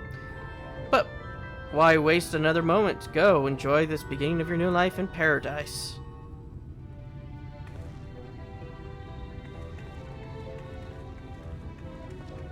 The Bureau of Immigration, was it? I suppose we had better show ourselves willing for the time being. This is... I've been here a lot, even though I do not like this place.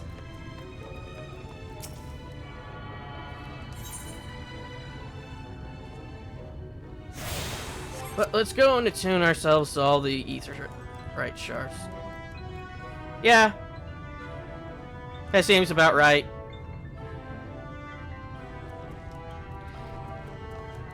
He's better off just letting go. He'll be fine. Unless he's really unlucky.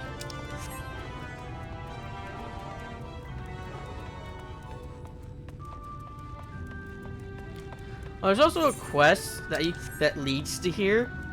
That just kind of ends suddenly and surprisingly, and it very confuses me. There's probably some other quest that continues it maybe somewhere, but it just kind of just ends here.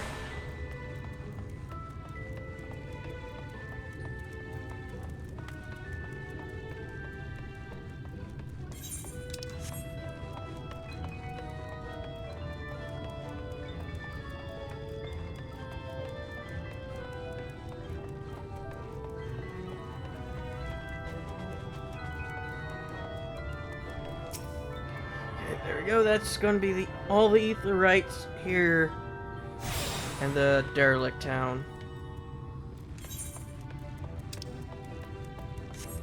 And Pandora is next to me again. I still don't know if she ends up in the recording because I don't watch them or listen to my recordings because I do detest my own voice.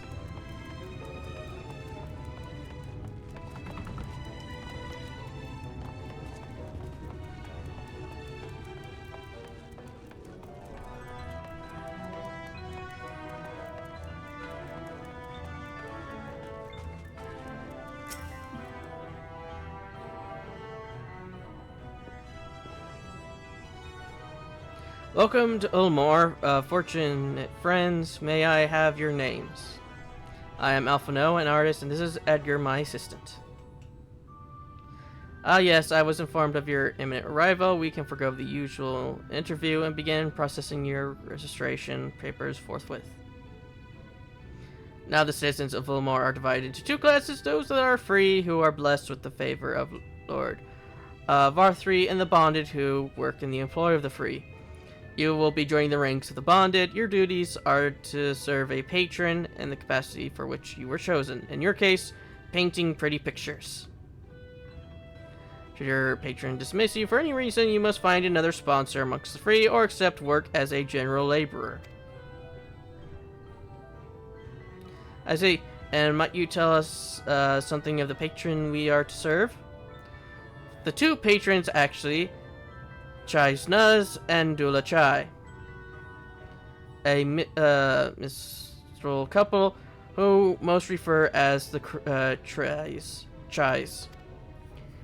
They are both gentle souls, but I would ask that you conduct yourself with respect and humility, for your own sake and much as theirs.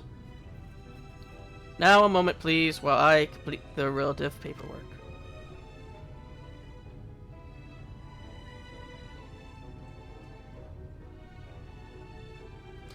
All in order, there are your registration documents. Take those papers next door and submit them to the clerk. Once they've been stamped, you will officially be Ulmore citizens. Enjoy your new life in paradise.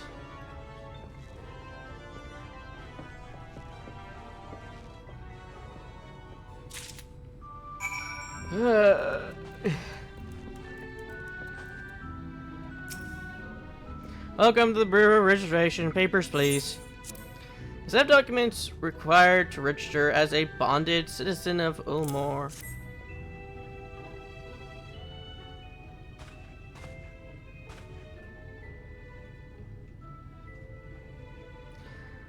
What we have here, Alphino, artist, Edgar, artist's assistant, to be employed in the service of Lord Chai Nuz and Lady Dulia Chai. Yes, everything seems to be in order. Your registration is hereby approved. I think it best that we deliver you to the Chai's residence before. Oh dear. If you say you smell hideous. Did you crawl here through a ditch?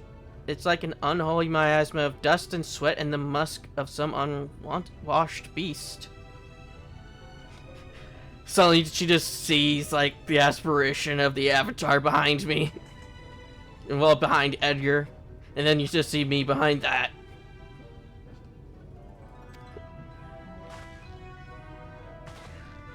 Proceed directly to the lavatory next door and scrub yourselves clean. Use whatever showers are free. And rinse away that stench. You want to splash yourself with this perfume liberally. Once you made yourself presentable, then you may proceed to the Chai residence. Garnier, the guard by the stairs, will give you directions.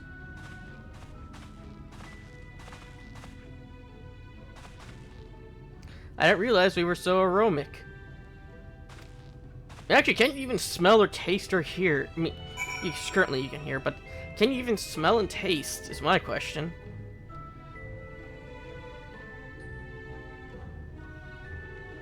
Like, we know that you have sight and hearing, like able to tell and touch, but do you have taste and hearing?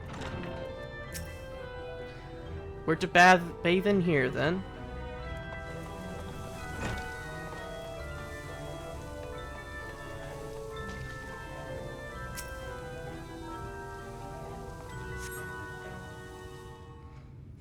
And you're just going to stand in the water. You rinse yourself clean in the stream of water. And this shall be the last time Edgar bathes. Unless he gets into the water again. Edgar only bathes when we get to see him get in the water.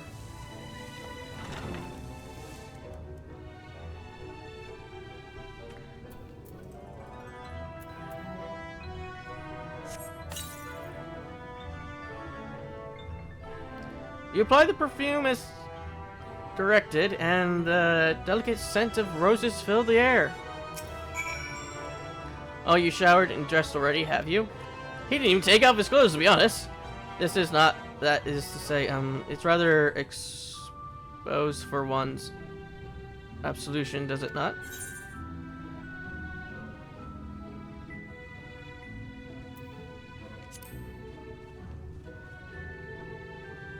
Good God, you will mention nothing of this, swear to me.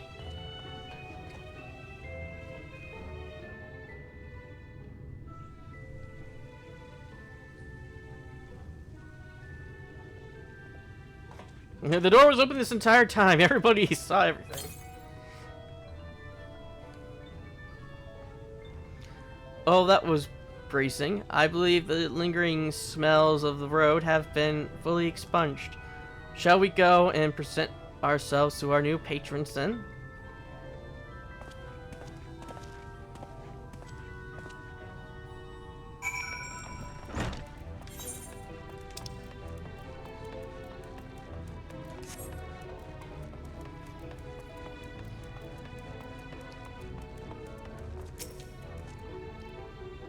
You're looking to present yourselves to the Chais, are you? Let me explain how the city is laid out, then imagine 3 layers on top of the other.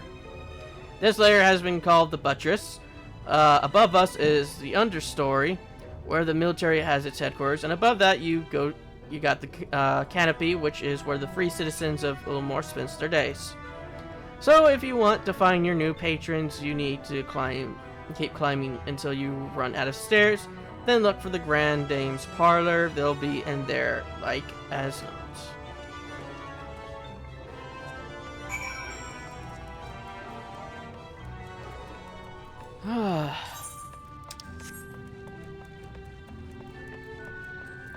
Yeah, when we get to the top, it's gonna have a lot of people there.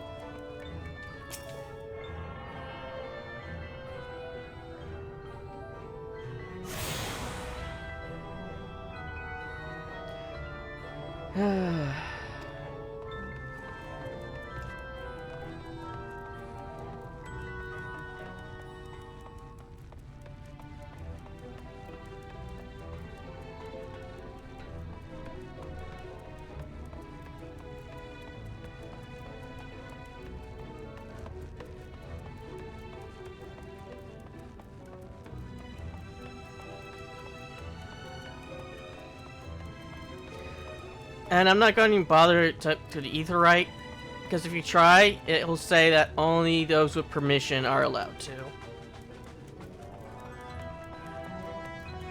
So I'm not even going to bother.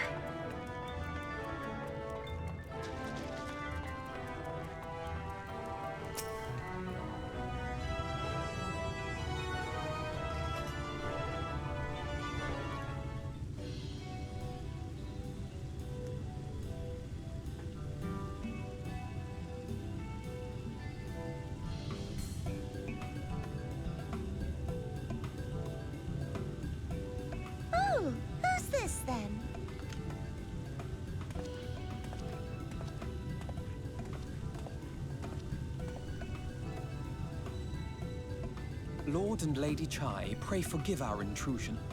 I am given to understand you were in search of an artist. Ah, you must be the new, Oh, goodness me! What an adorable boy! That silken hair, those pearly cheeks, oh! And you even smell wonderful, like a bed of flowers.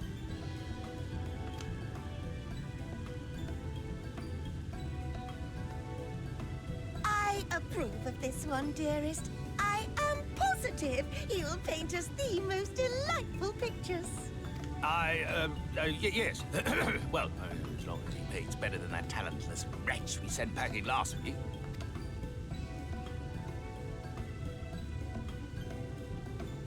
Wonderful, wonderful! Welcome to Yulmore. Alphino, if it please you, my lady. And this is my assistant. Your assistant? I've heard of folk bringing in family members, but this seems a bit irregular. Aren't you a little young to have a protege? We are family in all but name, my lord. Though we share no blood, we have stood by each other through life's many challenges, resolved to prevail together or not at all. Of all people, 'tis he who best understands my work. With his unique insight guiding my hand, the art I create is sure to satisfy your expectations. And Edgar's pulled him out of the fire more than a few times. Once the picture is begun, of course, I shall have no need of constant encouragement. And so I wondered, rather than him being in your way, might it then be permissible for my assistant to explore the city he has so longed to see?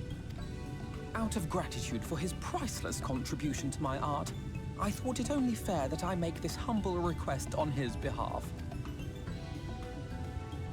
Ooh, did you ever hear of such devotion? Of course your assistant must have his wish. He shall be free to roam to his heart's content. Isn't that right, darling? Oh, yes. Yes, of course, dearest. Quite right.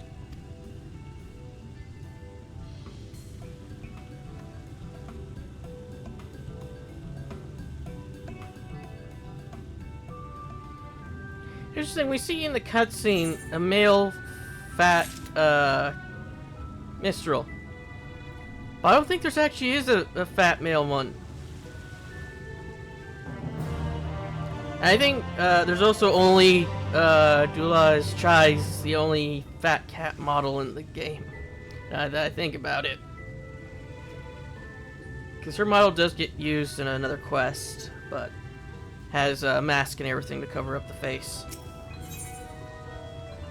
Booties! Now, it's your opportunity to experience Ulmore. I suggest you make the most of it. Explore the city top to bottom. Already have. In other words, I would start with the canopy and go from there. Try wandering around the market stalls mayhap. Such places were usually filled with colorful characters, only too eager to share local gossip with a friendly visitor. I would appreciate, of course, if you could share any discoveries with me. In turn, we must learn as much as possible about our new place of residence.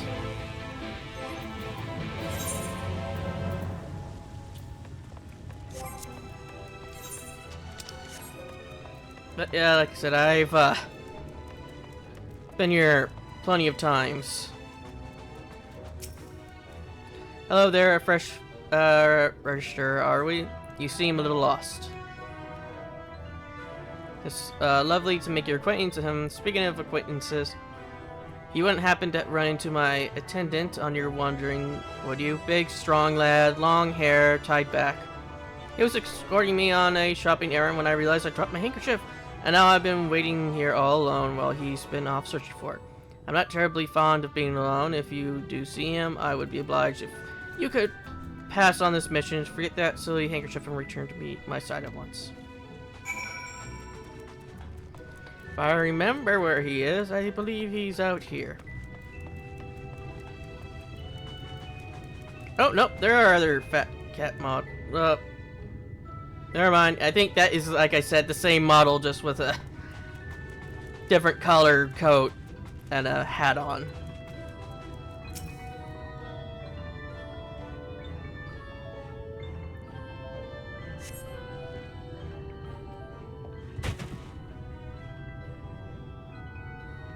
Wicked White, that was too close. Thank you, friend. I don't know what I would have done if you hadn't come along. I was trying to rescue my lady's handkerchief, you see. The wind must have blown it over the edge, but luckily it caught on something. I thought if I could just stretch out far enough.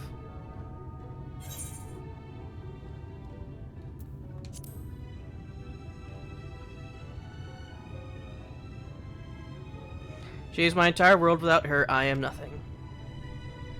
When I first came to Elmore, I thought only of improving my lot in life.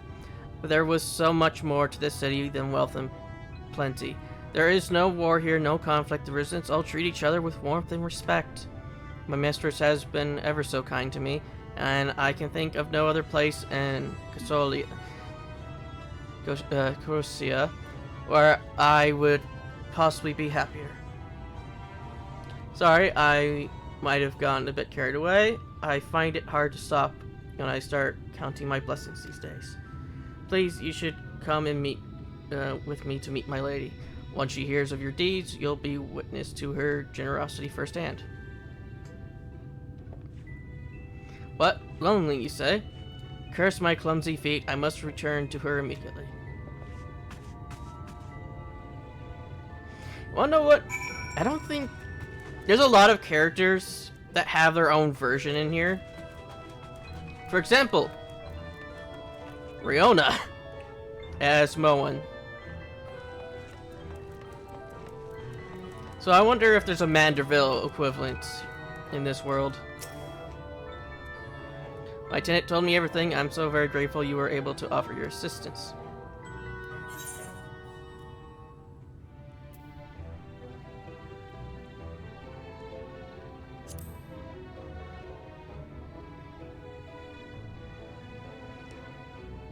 As if he were a member of my own family, I could not live the wonderful life I lead without him.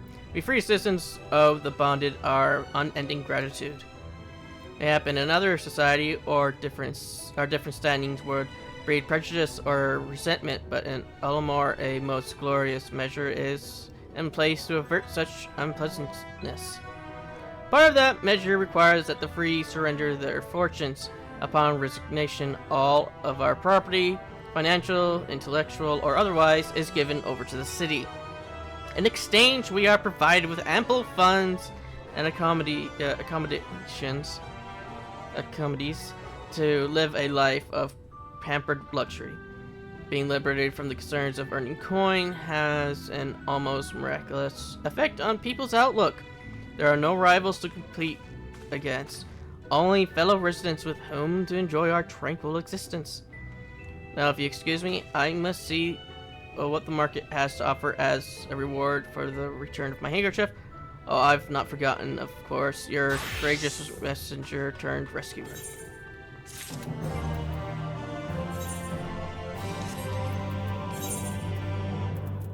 Put the boots in the bag. All this talk of relying on the bonded, and I haven't given a thought as to what your duties might be. I hope I haven't interrupted your work unduly. A tour of the city, is it? Then you really must visit the Beehive. It's always buzzing with activity, local humor. Anyway, a lady by the name Tista Bay usually has her seat near the entrance. She will gladly speak with you on any number of topics, assuming you find her on her good side.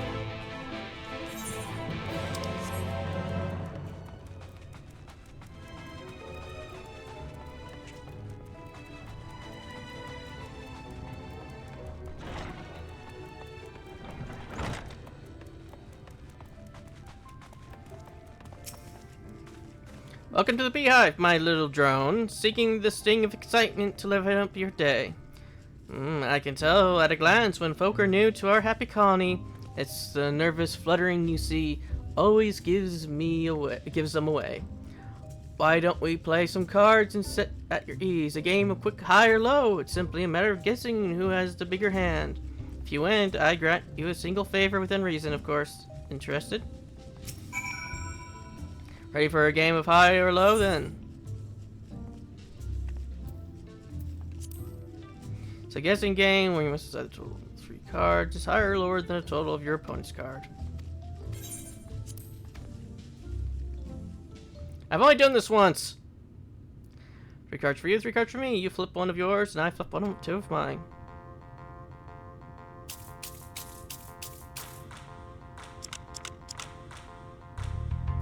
What's your call? Will your total be higher or lower than mine?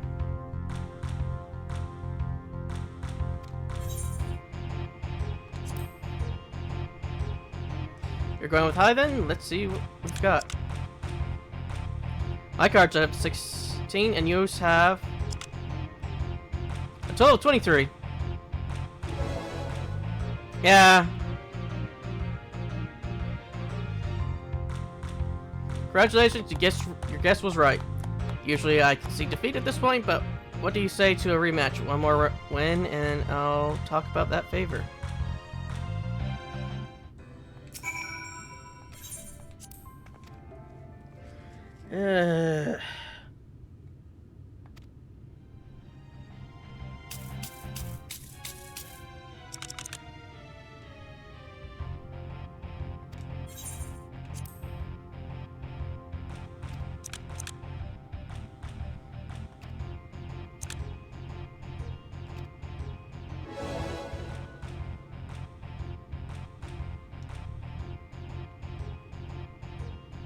Well, would you look at that? I think you got a knack for this, newcomer. Congratulations, victory is yours, as is the prize I promised. Come whisper in my ear then, and don't be shy. Tell Testra what she can do for you. That's all how delightful, wholesome.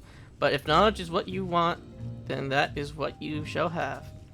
In my humble estimation, the most wondrous thing about this town is how safe we are from the Sin Eaters. They say Lord Vothri was born with the power to command them, which means no Morin need ever raise a weapon in defense of the city. Was that the kind of thing you wish to know? If your itch still needs scratching, you might get a few words out of the Atharn over there. They're not that merry sort.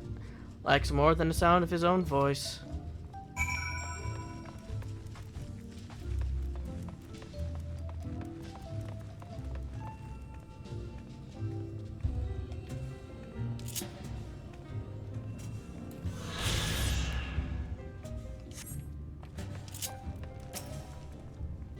What, new to Lamore, you say? Only just arrived and already looking to peel away the layers of mystery? Oh, and I'm all for chatting, but you have to slow down and enjoy life, my friend. I tell you what, you hop up on stage and give us a dance first, and then we have our little talk.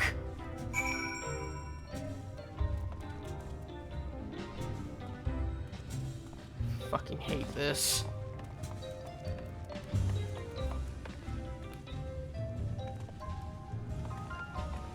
I hate it here.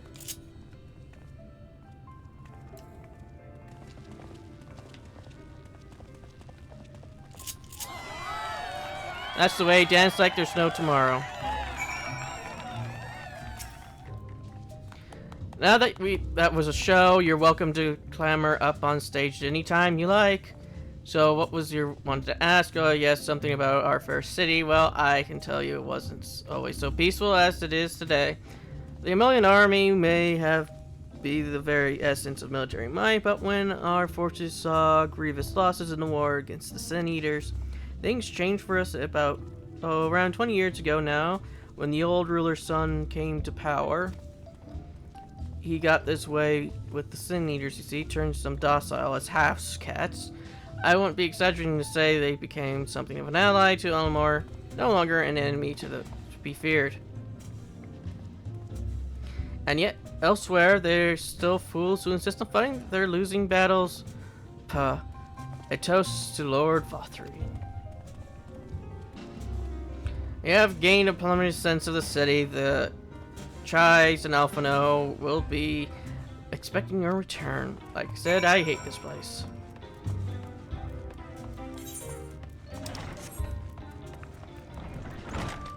Despite how much this looks like a forum post to me, to be honest. Like some people talking on a forum. Despite how much time I've spent here, I do hate this place. And the reason why I've spent here so long is because of the beehives. Has a quest line for there, which takes weeks to get done.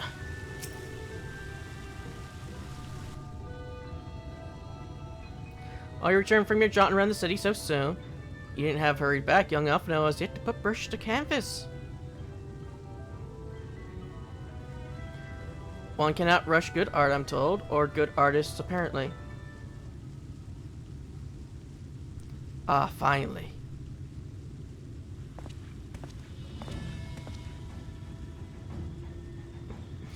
Ah, he's ready for battle now. He's got a pauldron and everything. I've put together an ensemble out of the garments you chose. Is this satisfactory? Oh, goodness gracious me, that last outfit was precious. This makes you look positively dashing. You truly are a handsome boy, however am I to decide?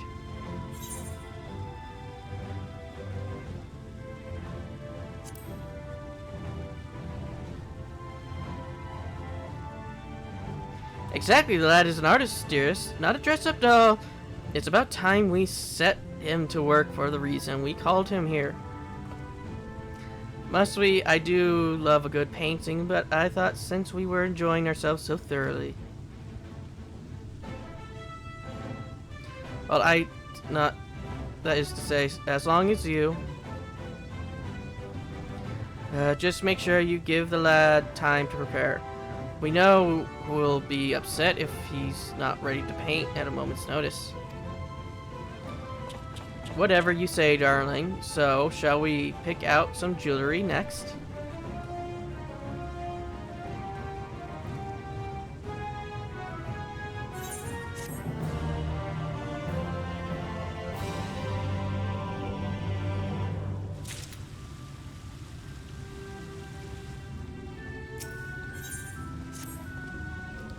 HI has a very particular sense of beauty, and apparently that extends to how I should dress whilst painting. This obsession of hers works in our favor. This time, I shall indulge these distractions in time you could use to continue exploration. For this excursion, I would like you to delve into the layers below us and sniff out the military headquarters. I'm sure the understory has its own tale to tell.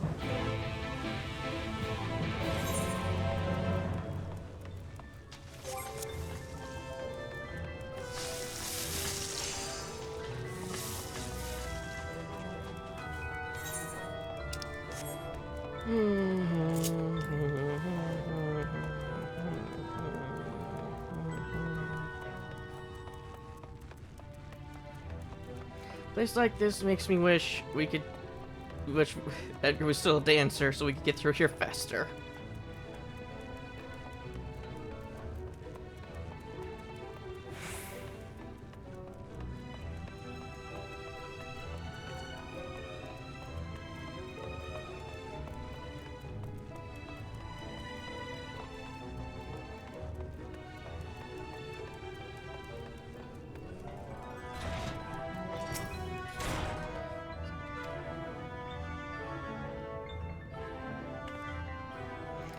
You're one of the Bonnet, aren't you, like me? Please, I need your help. My throat, I can't sing anymore. I've been making excuses, just not getting any better. If my patron thinks I'm no use to him, then I need you to sneak out of the derelict and describe my condition, the Theoric. Here's a list of symptoms and a hunk of mule to pay for his medicines. Please, I have no one else to turn to.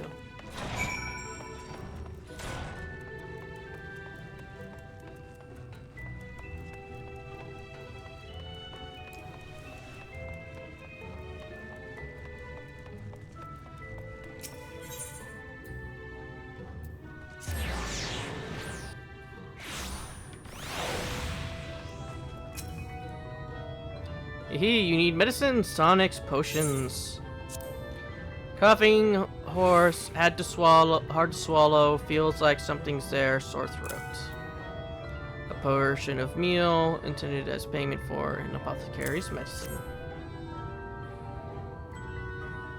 A cure for an ailing voice, is it? No, no medicine will cure this, methinks. Your songbird has a lump in her throat. It must be cut out, excised. Even then, the voice may never heal completely. Poor little songbird. Will they kick her from the nest, I wonder?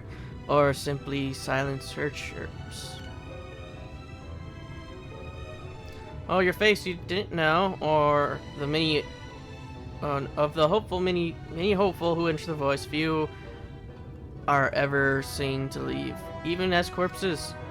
Oh, you might see one or two fortunate fools hurled from the balconies, but the rest gone. A town of nightmares, it is. Not for this ship's rat. Oh, no, no, no. I am content to scurry around down here and nibble on the crumbs which fall from the table. This consultation is over. You have my verdict, and I have my mule. Good day.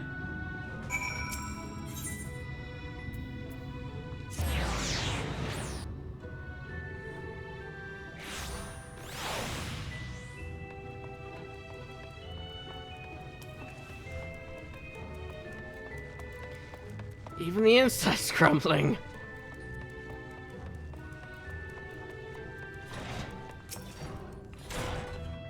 Did you get my medicine?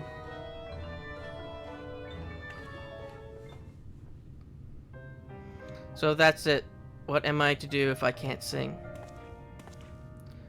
There you are, my sweet canary. Have you been crying again? Don't tell me your voice is still not on the mend. Oh, generous sir, have mercy. I've done all I can, but even the apothecary said...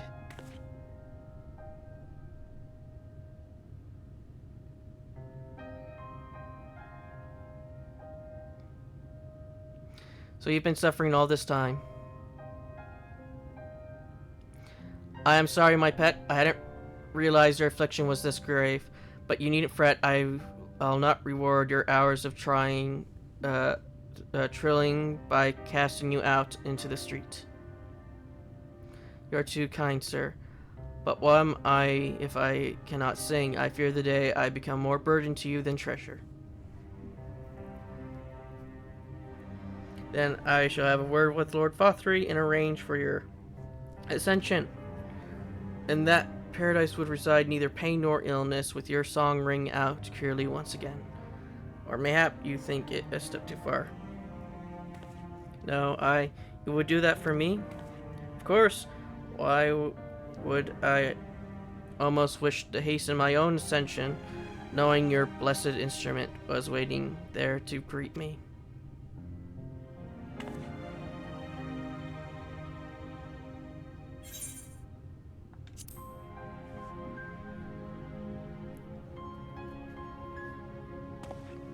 Oh, you must be a new arrival. Allow me to explain. As all know, the Sin Eaters exist to devour the sinful, but also they serve to gather the souls of the innocent and shepherd them into celestial paradise. It is through Lord Fothery that we learn this truth. It is through Lord Fothery's grace that the free people of Elmar are destined to embrace salvation. We are blessed to spend our days surrounded by love and merriment, until at last we are called to our final rapture. Even the bonded may find a place within the host, should their patrons deem them worthy. Lord Fothery truly is a great man, isn't he? Now, if you will excuse us, we must be on our way. May you find eternal salvation for the compassion you have shown my precious canary. So basically what you're telling me, they're going to turn her into a Sin Eater. Or kill her.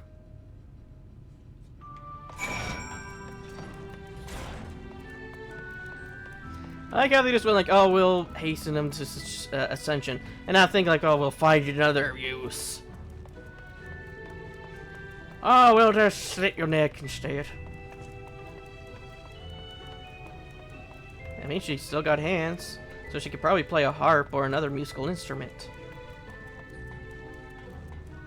take time to learn, but still can do.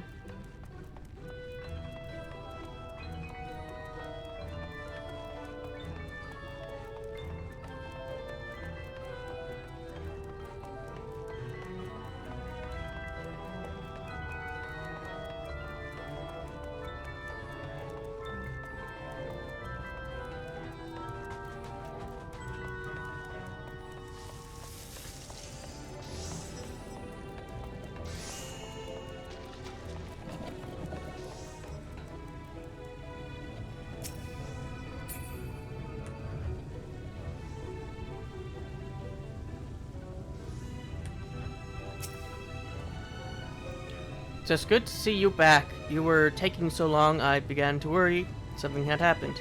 I began sketching an outline for the portrait, but nay, the tries appear otherwise occupied. Will you share what your investigations have gleaned thus far? So Lord Valtteri boasts some manner of influence over the Sin Eaters, does he? That would explain the reverence which he is held by the citizenry. And as for this ascension business, I cannot help but put in mind of that apothecary and his ominous remarks. If so many folks have entered the city over the years, then where do they go? I don't know. I don't think I've ever found an answer, but can you actually paint in this game? Because I know you could get fish, and it says you could turn them into into paint and stuff. Or is it you can only use them to dyes?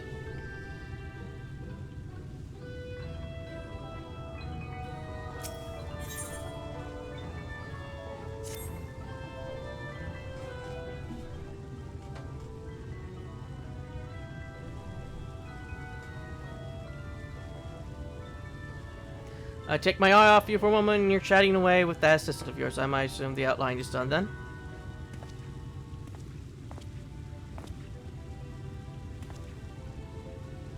One of the blazes?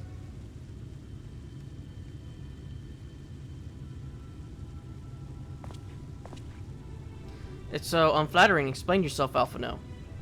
Where's our...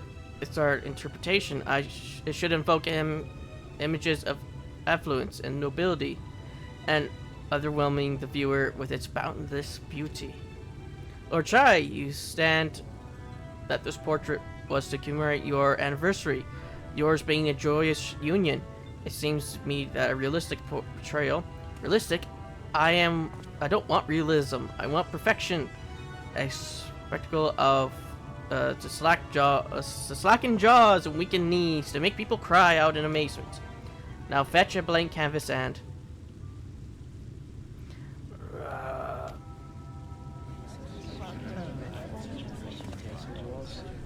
I say, did that come from above?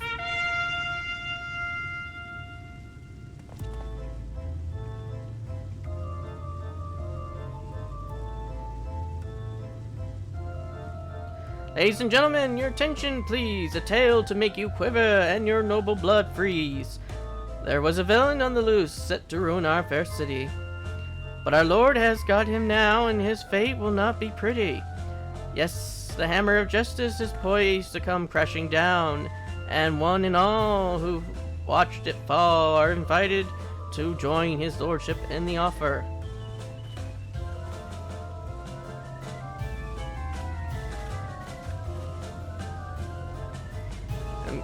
Malcontent? How dreadful. And this man is to face sentencing. They're right. That's right, in fact. If you're curious, it might be worth you going along for the experience. The offer they mentioned is part of the emergent, the level above us, which our Lord Valtteri resides. Ordinarily, you would be barred from entering, but it seems they'll be opening its doors for the next little while. The crown lift will take you up there. We had better not dawdle then.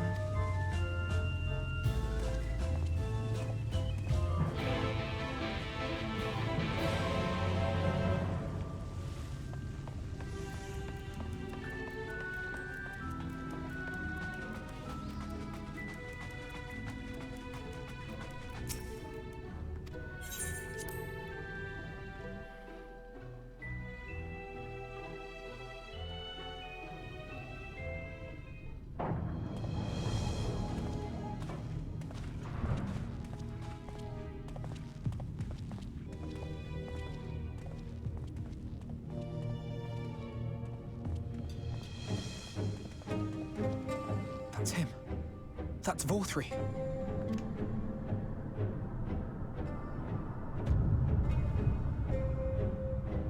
He's got a little face there. On his left boob.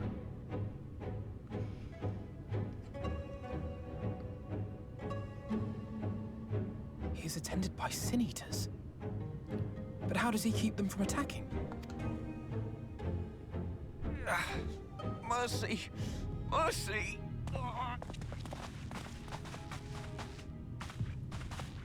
By the 12.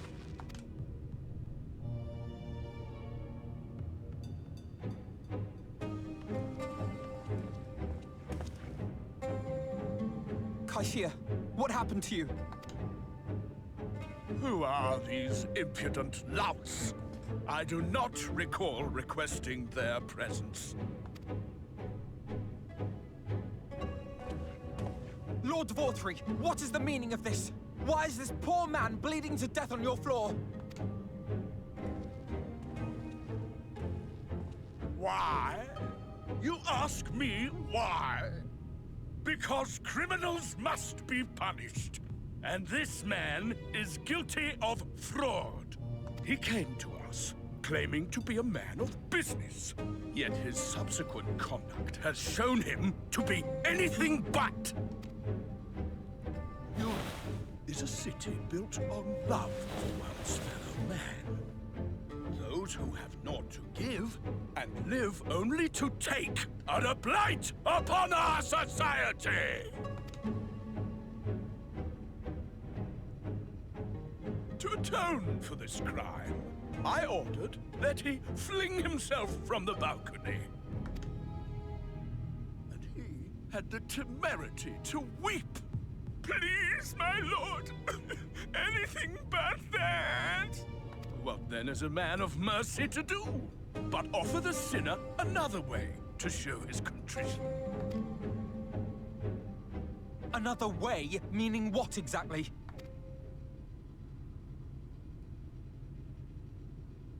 Sin-eaters are part of Yulmore's society, but they must be fed with ether. Living ether. So, I demanded an offering of flesh, carved by his own hand, from his own hide. And still, he could not do as I asked. A wholly unsatisfactory performance. 'Tis true that Kaishia won his place here by fraud, but his actions were driven only by a desire to share in your paradise. That you would cast him out I could almost accept, but to humiliate him thus, to demand his very life? Is this truly the way of Yulmore?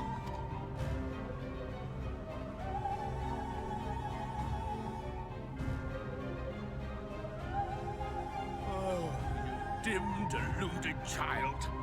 Have you ever paused to consider what it takes to maintain such a paradise in this barren, broken world of ours? The guarantee of safety and stability. The knowledge that if one only abides by the rules, one has naught to fear. I alone can offer these things, for I alone can command the Sin-Eaters. And thus am I alone the voice of justice, and any who oppose me, villains to be punished.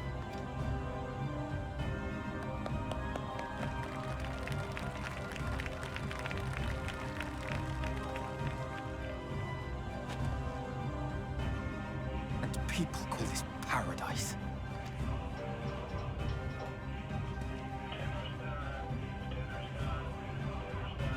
You were granted a place in my city for a particular skill. What was it? Painting. Oh, an artiste! Then you shall paint a picture for me of Yulmore.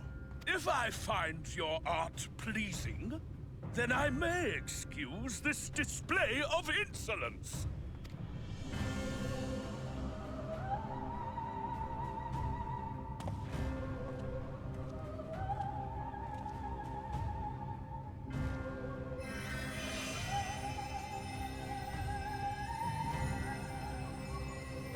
gave you permission to tend to that criminal wound?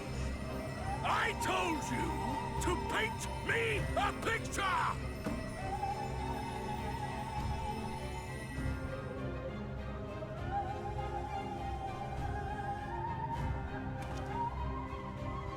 What you need is a mirror, not a painting. It will capture the horror I see before me far better than I ever could.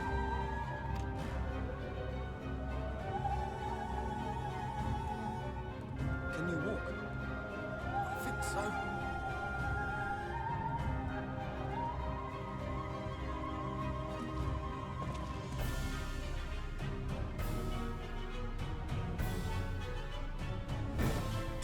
Did that little worm just insult me?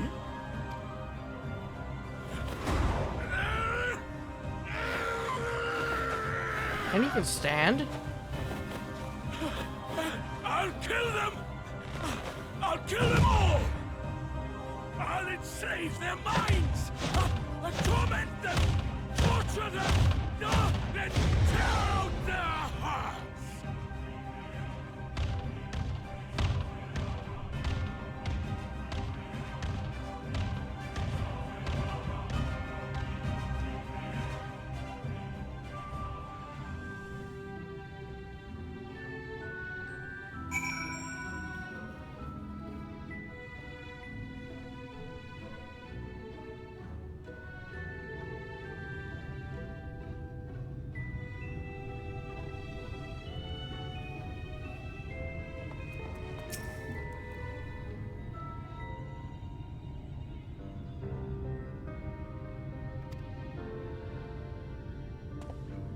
Forgive me, in my anger, I seem to have marched us back outside again.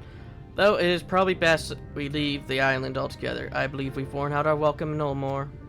In any case, I've seen enough of this world's self-proclaimed capital city to convince me that our battle against the Sin Eaters will find few allies in Casolia. I will accompany you back to the Crystorium. We need to regroup and think on our strategy anew.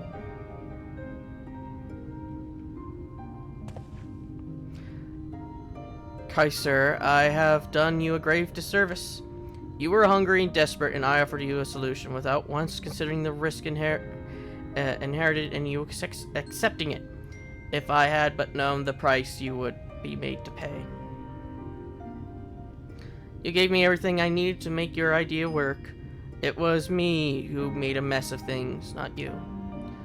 But even after all the trouble I caused, you still stepped in and saved me. And now Lord Vothri wants us all dead. Why not come back with us to the Crystorium?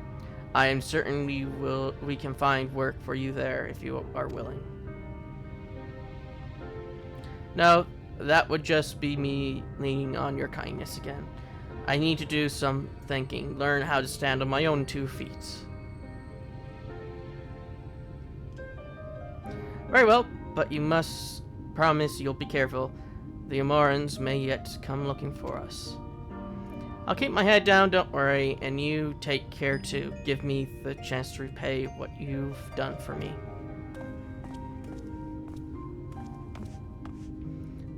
Alphino. Lord and Lady Chai. What in blazes did you do? They have an entire city looking for you. I took a peek at your unfinished portrait, Alphino. Now I've had many beautiful and striking pictures painted for me, but there was something about your work. It was as if you had caught the very essence of our love and rendered it naked upon the canvas. It was bold, unflinching, and I adore it. Please, you must come back with us and finish what you've begun. I will speak with Lord Vothri and vouch for your character. I'm sure we can smooth over any hard feelings. I'm sorry, Lady Chai. There was more important matters to which I must attend. More important? What could be more important than enjoying the days we have left to us to the fullest? Pray, press me no further. We are leaving. But I would not presume to take the garments you were so kind to procure for me. One moment. I wouldn't hear of it. Keep the clothes, you silly boy. I insist. And I shall make arrangements so that you can pass through the gates without causing a stir. expect you to come and visit. I will return. I promise you that. That outrage I witnessed must not go unanswered. The next time we meet, I should be better prepared to confront the corruption which hides behind the glittering facade.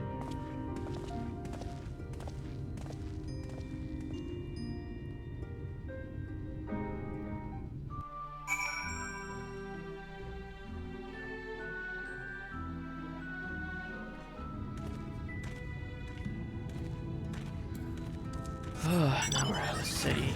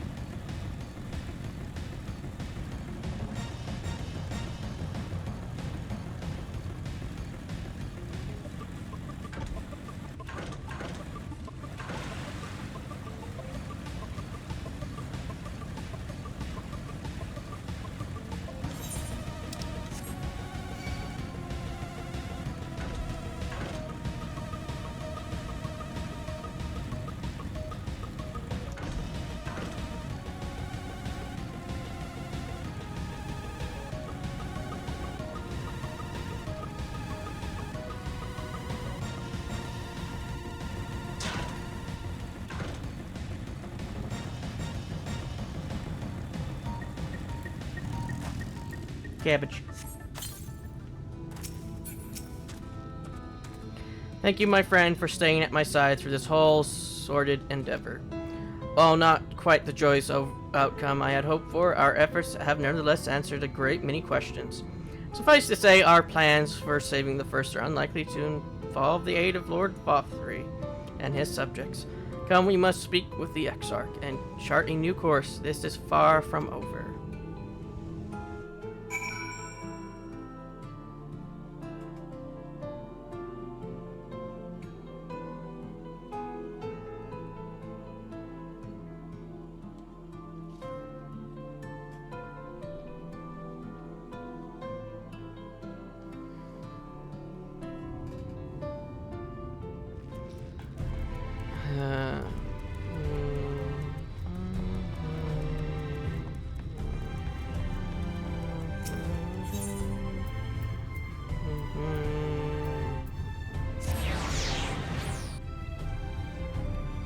Yeah, from what I can tell, this is another long episode.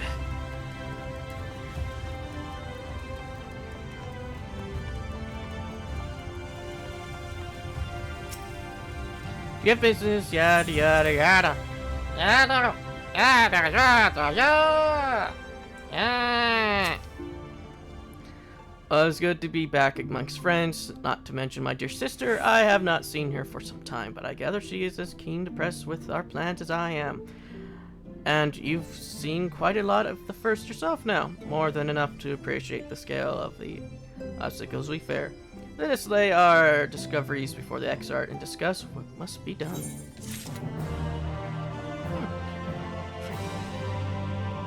Well, that's going to be it for this episode, and in the next, we shall continue on.